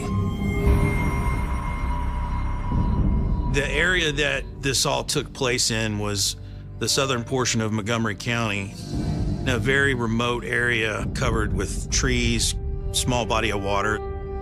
Montgomery County detectives are in this large deserted field standing over, it looks like a man-made grave. It's dug just a few feet below the surface, and once you kind of peek inside of it, you see a man who has his hands behind his back, only wearing his underwear or boxers, it appears, and he has blood coming from his nose, a gunshot wound to his temple. He was just left there, not buried completely, just left in the grave. Despite his injury, the victim is recognizable. The individual in the grave was a gentleman that was fairly well known in the community as Ramon Sosa. He owned a local boxing gym and was fairly well known for that. To my knowledge, Mr. Sosa was a stand-up, productive member of the community. It looks like a very gruesome crime scene, and detectives are canvassing that scene. They're taking photos, they're walking around, really just combing through every detail and inch of what they're seeing. But what they ultimately uncover will be unlike anything they have seen before. None of us had ever dealt with a case even remotely similar to this one.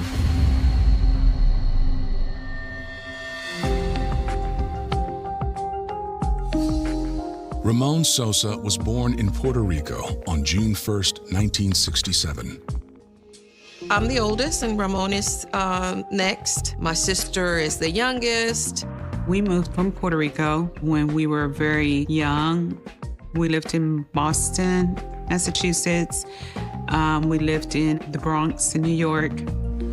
Me and Ramon were always together, playing outside and riding bikes. We got along very well.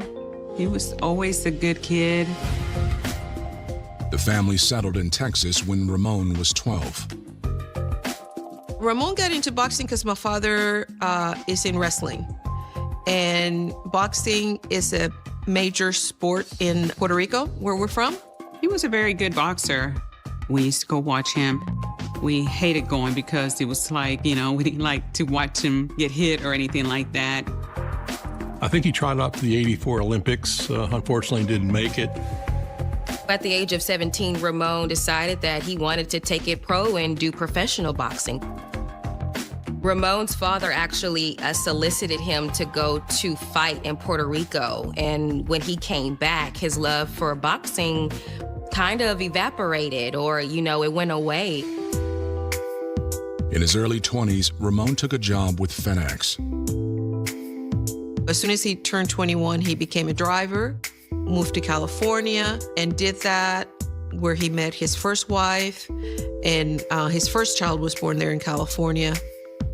After living in Los Angeles for some time, Ramon and his family, they decided to head back to Texas. And so they came back, to the Lone Star State. When they came to Houston, they had 2 other children, and he was very happy.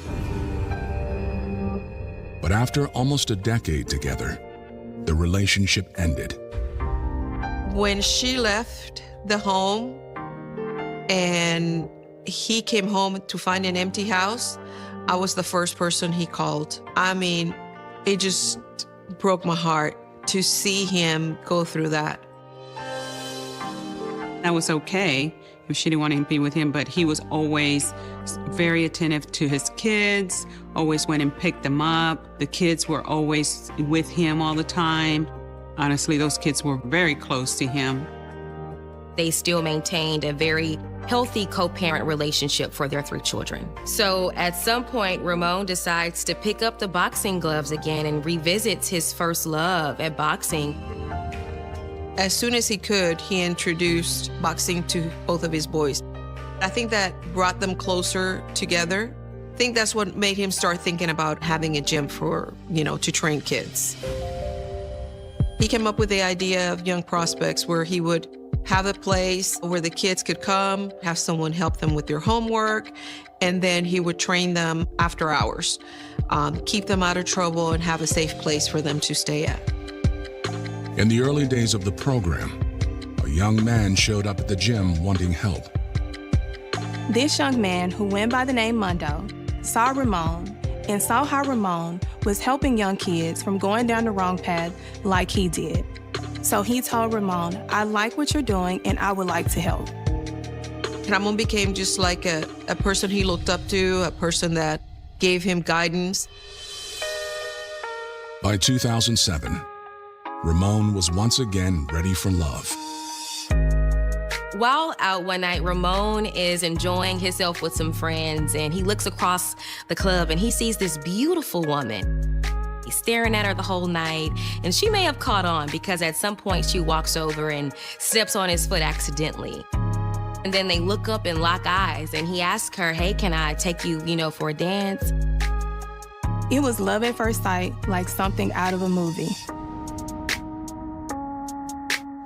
Ramon seemed like he was very happy whenever he was with her, and was always trying to do things with her. Lulu was a divorced mother of 2 in the U.S. on a visitor visa from Mexico, living with her mother and sister.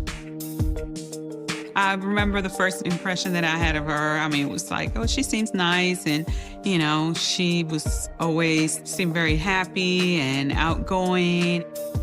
I think what drew Ramon and Lulu together was the fact that, yes, she could dance salsa as well as she did. And when he told her about his dream of opening a gym, that she's very entrepreneur, and she picked up on that right away, and she agreed with that. In 2009, Ramon and Lulu married. Things are really going great for the newlyweds. They decided to open up a boxing gym in the Woodlands. Ramon really focused on the boxing and the physical agility side of things, while Lulu was in the back and maintained business operations. The success of the gym allowed Ramon and Lulu to buy a house, multiple vehicles, and expensive jewelry. If you saw the pictures of them together, you would think it was a happy marriage, but unfortunately that turned out not to be the case. The relationship started to sour when Ramon and Lulu started having a difference of opinion on how to grow the business. But the problems extended beyond the gym. Her kids were into a lot of things that was not appropriate, and she was not happy because my brother would discipline them and tell them, no, you can't be doing that stuff here in my house. They couldn't see eye to eye on parenting styles, which caused a lot of division in the household. In 2015, Lulu filed for divorce. Ramon just bottled it up. He never told me about having problems with Lulu or, I'm having these issues. It had only been on file for maybe 3 or 4 months. This one was no more contentious than other divorce I've been involved in. Stuff we see in just about every divorce, arguments over property and possession and access to the home.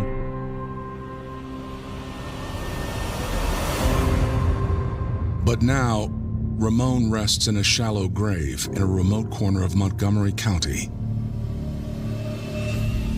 As detectives and crime scene technicians wrap up, the crime scene suddenly transforms. The photos were completely taken. We felt like we had what we needed. And then I remember jumping into the grave with Mr. Sosa, helping him up as he opened his eyes.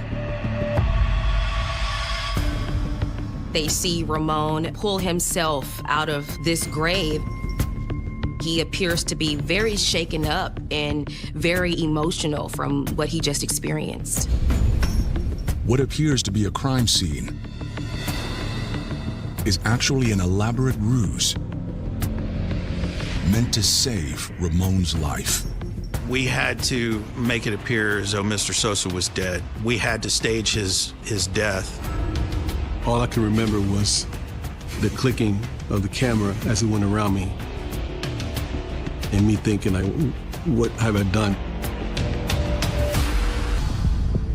In July of 2015, Montgomery County, Texas detectives are helping 48-year-old Ramon Sosa climb from a shallow grave. The police staged a crime scene to make it appear that Ramon Sosa had been executed and his body had been dumped in a shallow grave in a secluded area in Montgomery County. The plan was to fake his death and have it photographed. The need for the elaborate plot came to light 2 weeks earlier.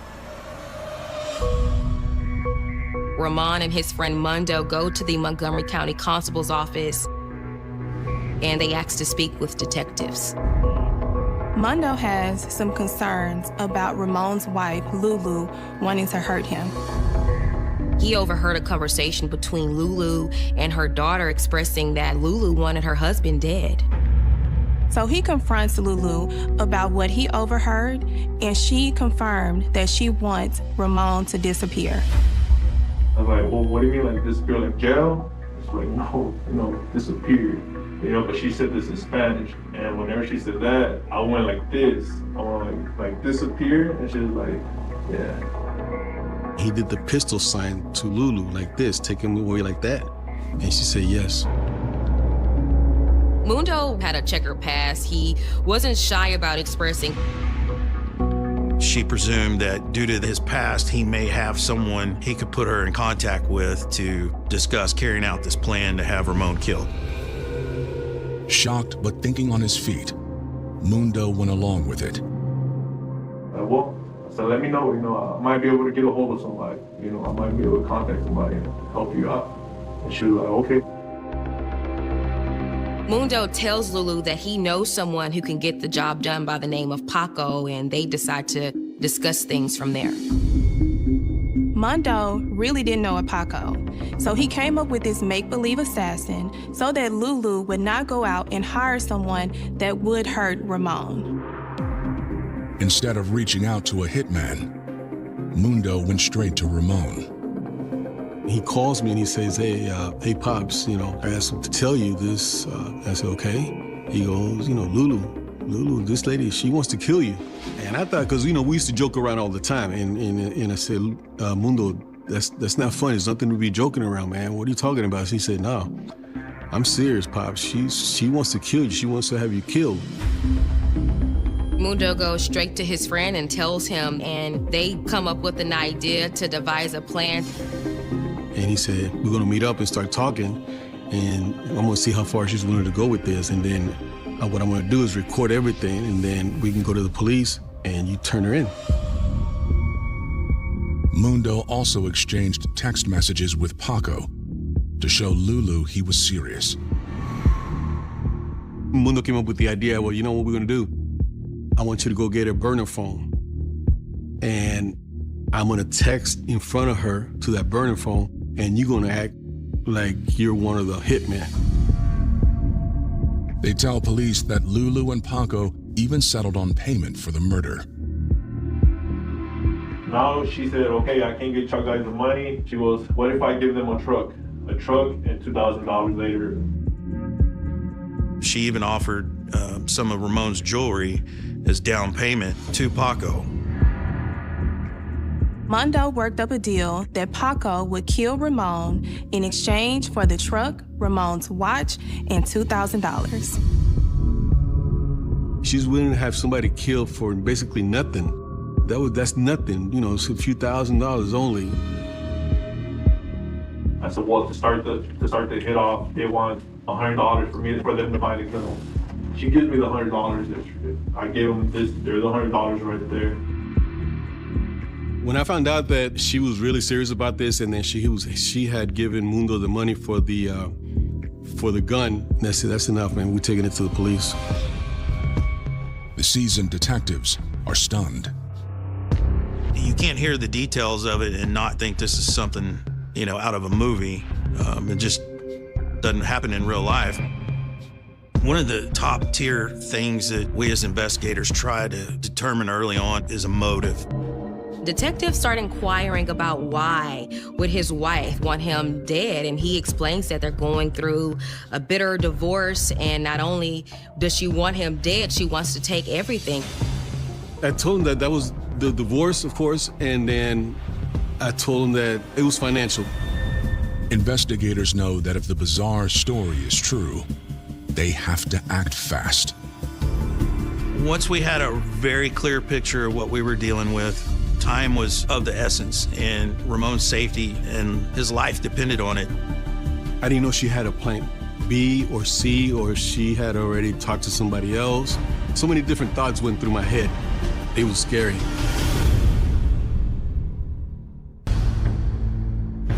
Detectives in Montgomery County, Texas, have just wrapped up a meeting with former boxer Ramon Sosa and his friend Mundo.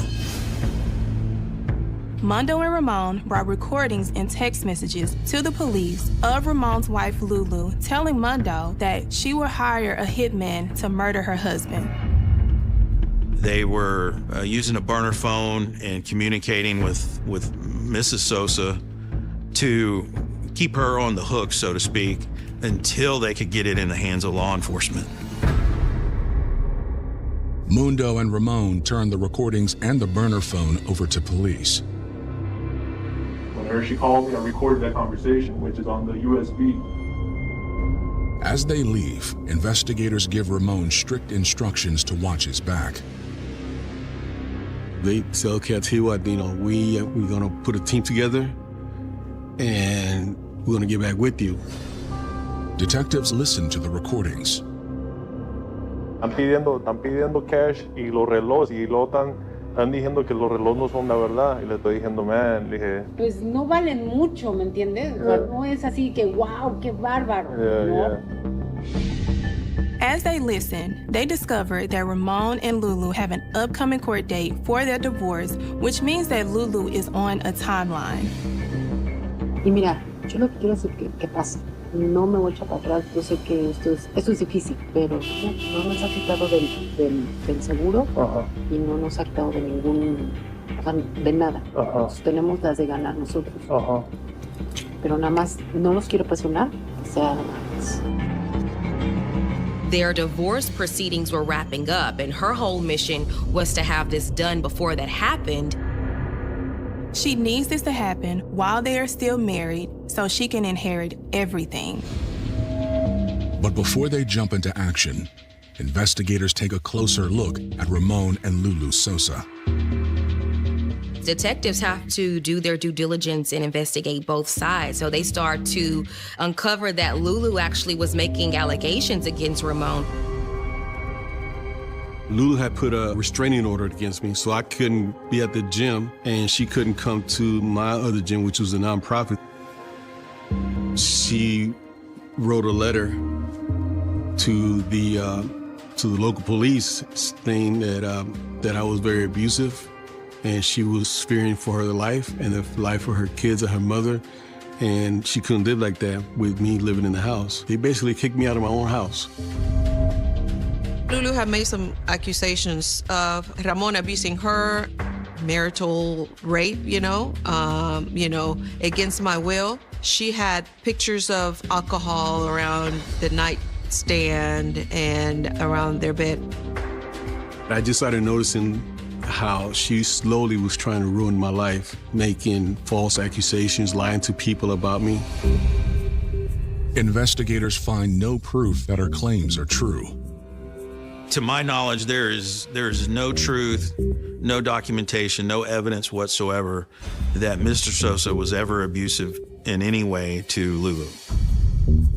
Instead, they discover that Lulu had financial trouble she hoped to resolve with Ramon's death. It got to the point where everything around her was crumbling. The business was crumbling. She was late on the house, payments. The money was not coming in like when I was there, with her running the gym. And she had no other option than to get rid of me and get money as soon as possible. She knew how much money I have, my pension, my life insurance. And that's one of the things she said to the hitman, that, look, I want this done because if he dies after our divorce is finalized, his kids get everything. But if he dies before, while we're still married, I get everything.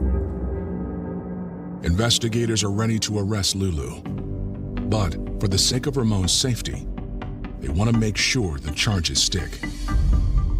We wanted to be prepared legally to make sure all of our I's were dotted and T's were crossed. So we reached out to the Montgomery County District Attorney's Office. In order to charge Lulu with solicitation for capital murder, they needed to make sure that she will follow through with the murder for hire plot. They brought in the state police, FBI, and they put a plot together where they would have an undercover police officer start meeting with Lulu. Using the burner phone provided by Mundo, the undercover agent texts with Lulu posing as Paco.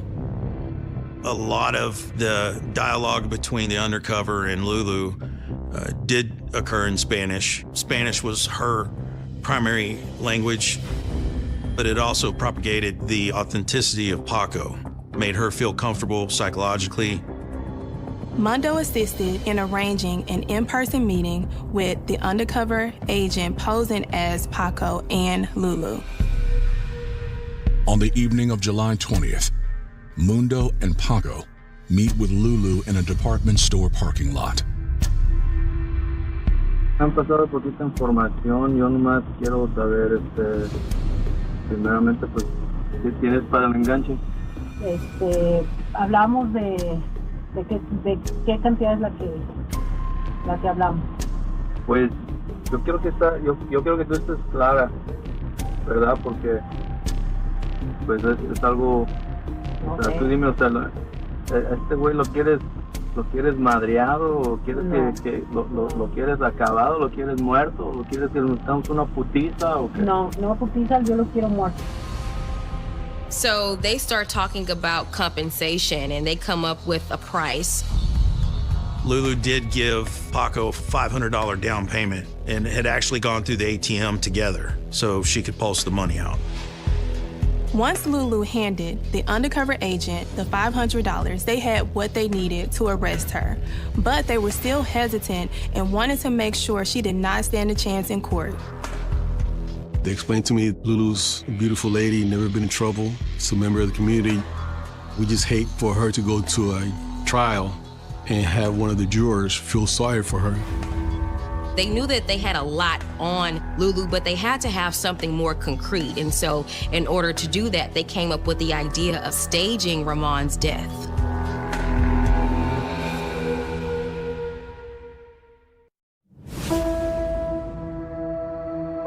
In July of 2015, police in Montgomery County, Texas, have just come up with an elaborate plan to ensure that would-be killer, Lulu Sosa, serves time for plotting to kill her soon-to-be ex-husband.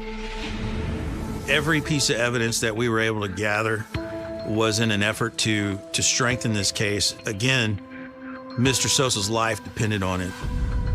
To make sure they had a rock-solid case against Lulu, the police and Montgomery County prosecutors decided to stage Ramon's death and record the undercover agent showing her photos of the body.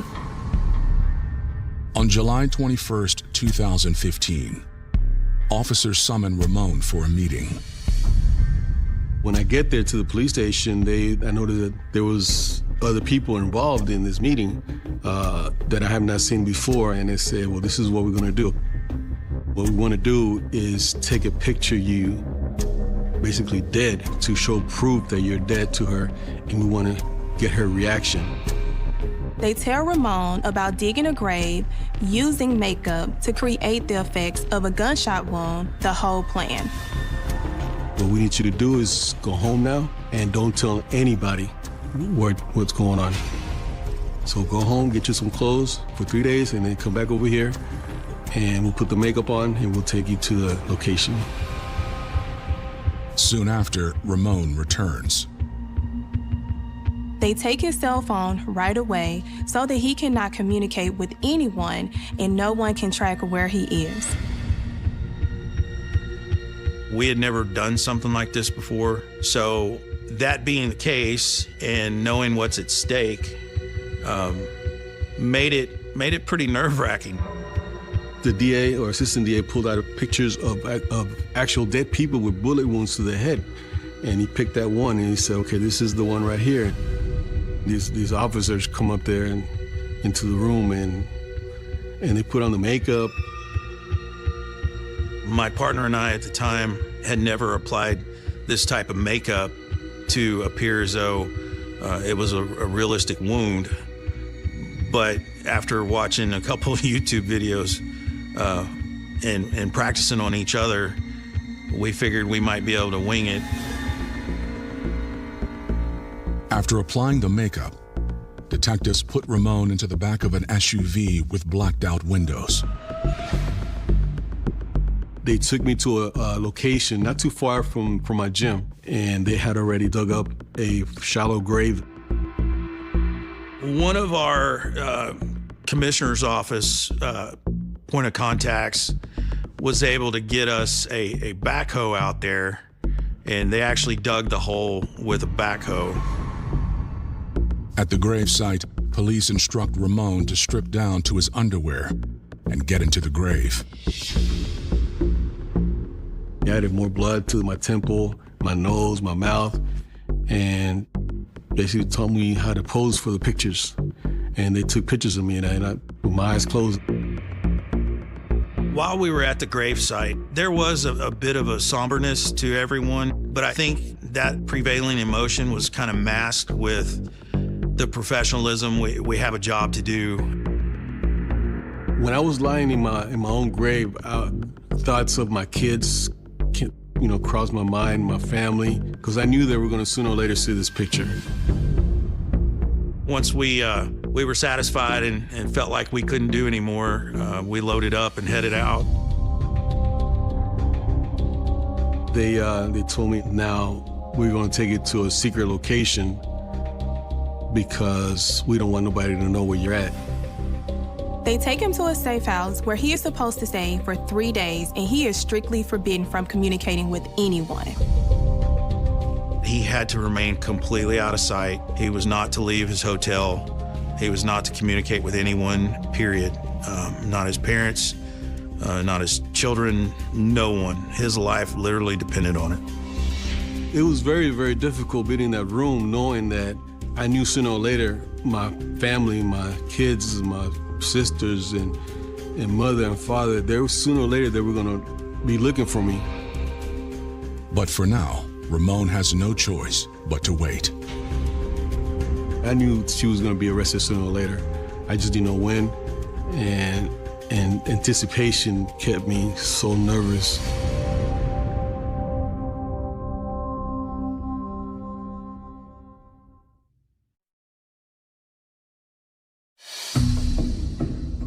Authorities in Montgomery County, Texas, have just staged the death of Ramon Sosa in an effort to stop his wife from having him killed.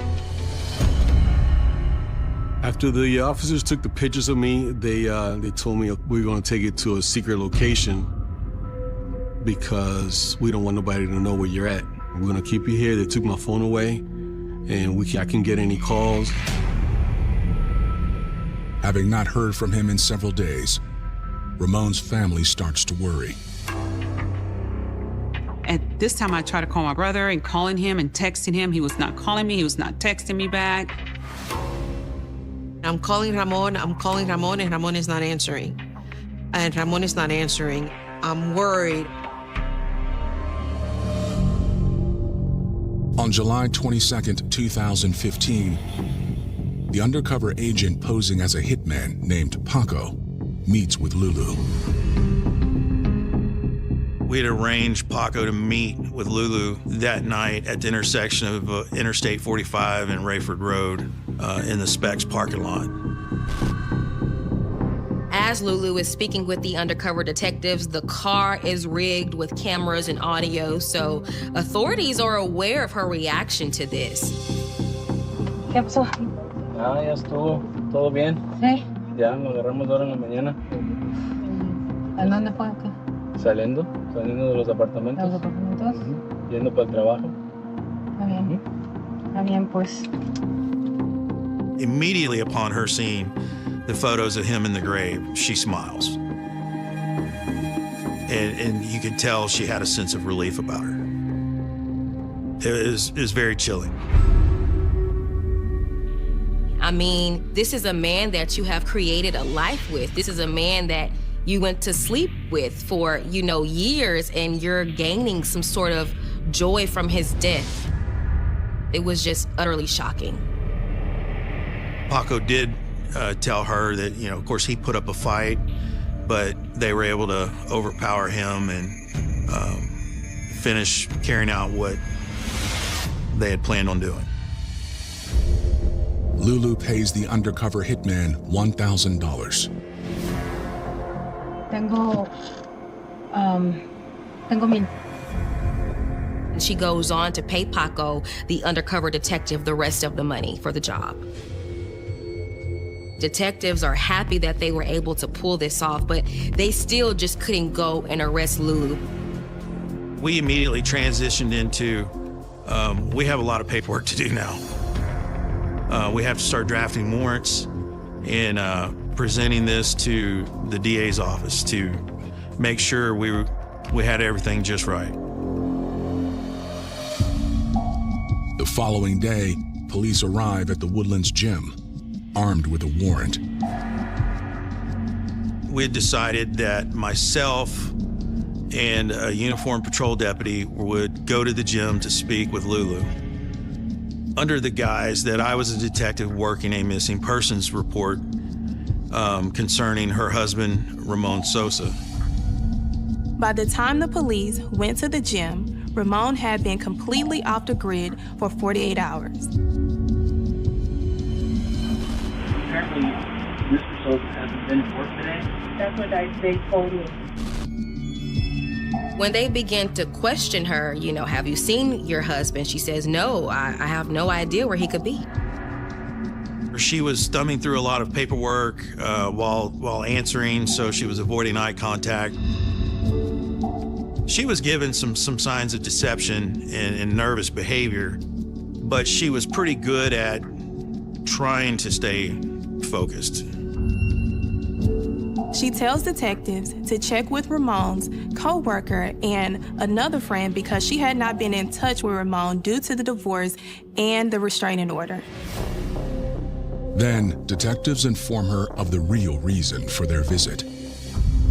We had in our hands an active felony arrest warrant for her for solicitation of murder.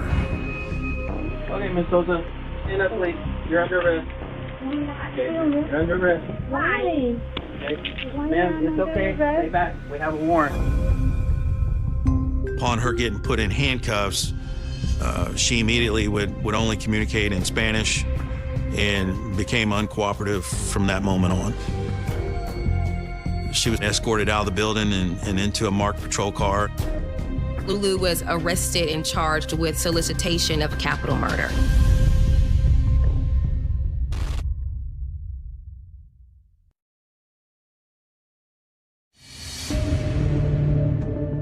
After Lulu Sosa is arrested for hiring an undercover agent to kill her husband, she refuses to give a statement. When we were back at the office, we gave her an opportunity to give us a statement. She didn't want to. You've been read your rights, and I would like to speak to you. Would you like to speak with me knowing your rights? No. She said no. We met without her lawyer present. Once they have Lulu in custody, they reach out to Ramon, who is still essentially in hiding. He'd been in a motel for 3 days, kind of hiding her out, to give the illusion he was in fact dead. They called me and said, Lulu has been arrested. We're gonna have somebody go up there now and bring you back. And I remember sitting on the edge of my bed and tears just started running down my eyes. There was a big sense of relief for everyone involved, probably more so Ramon than anybody, for obvious reasons. Lulu's arrest makes immediate headlines. Once the police went and got me and was bringing me back, the news had already hit. My mother's not very fluent in English, but she understands enough to understand what's going on.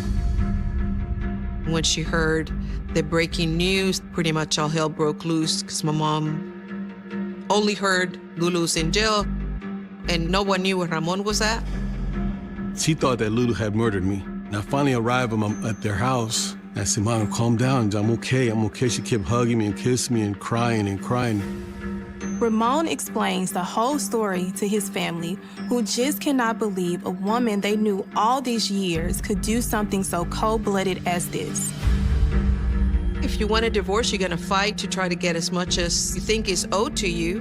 But to put a hit on him, never would I have told anyone that Lulu was capable of doing anything like that. As Lulu awaits trial, the divorce is finalized.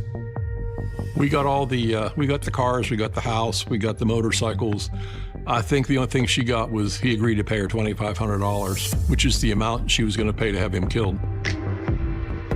On October 11th of 2016, Lulu pleads guilty to a second-degree charge of solicitation of murder. The judge gives Ramon the floor. It was a pretty emotional time. I think he got a little choked up, saying this in front of a packed courtroom. And I know it hurt him to say it. but he was speaking from the heart. I stand up and I said, you know what, Lulu? Every person in here, we have all made mistakes. There's not a perfect person in this room. We have all made mistakes. Now you have to pay for the mistakes that you have done. And I said, I forgive you for what you did to me. She would not look at him. Her brother was talking to her and telling her that he forgave her, but she was just like, hurry up and get me out of here.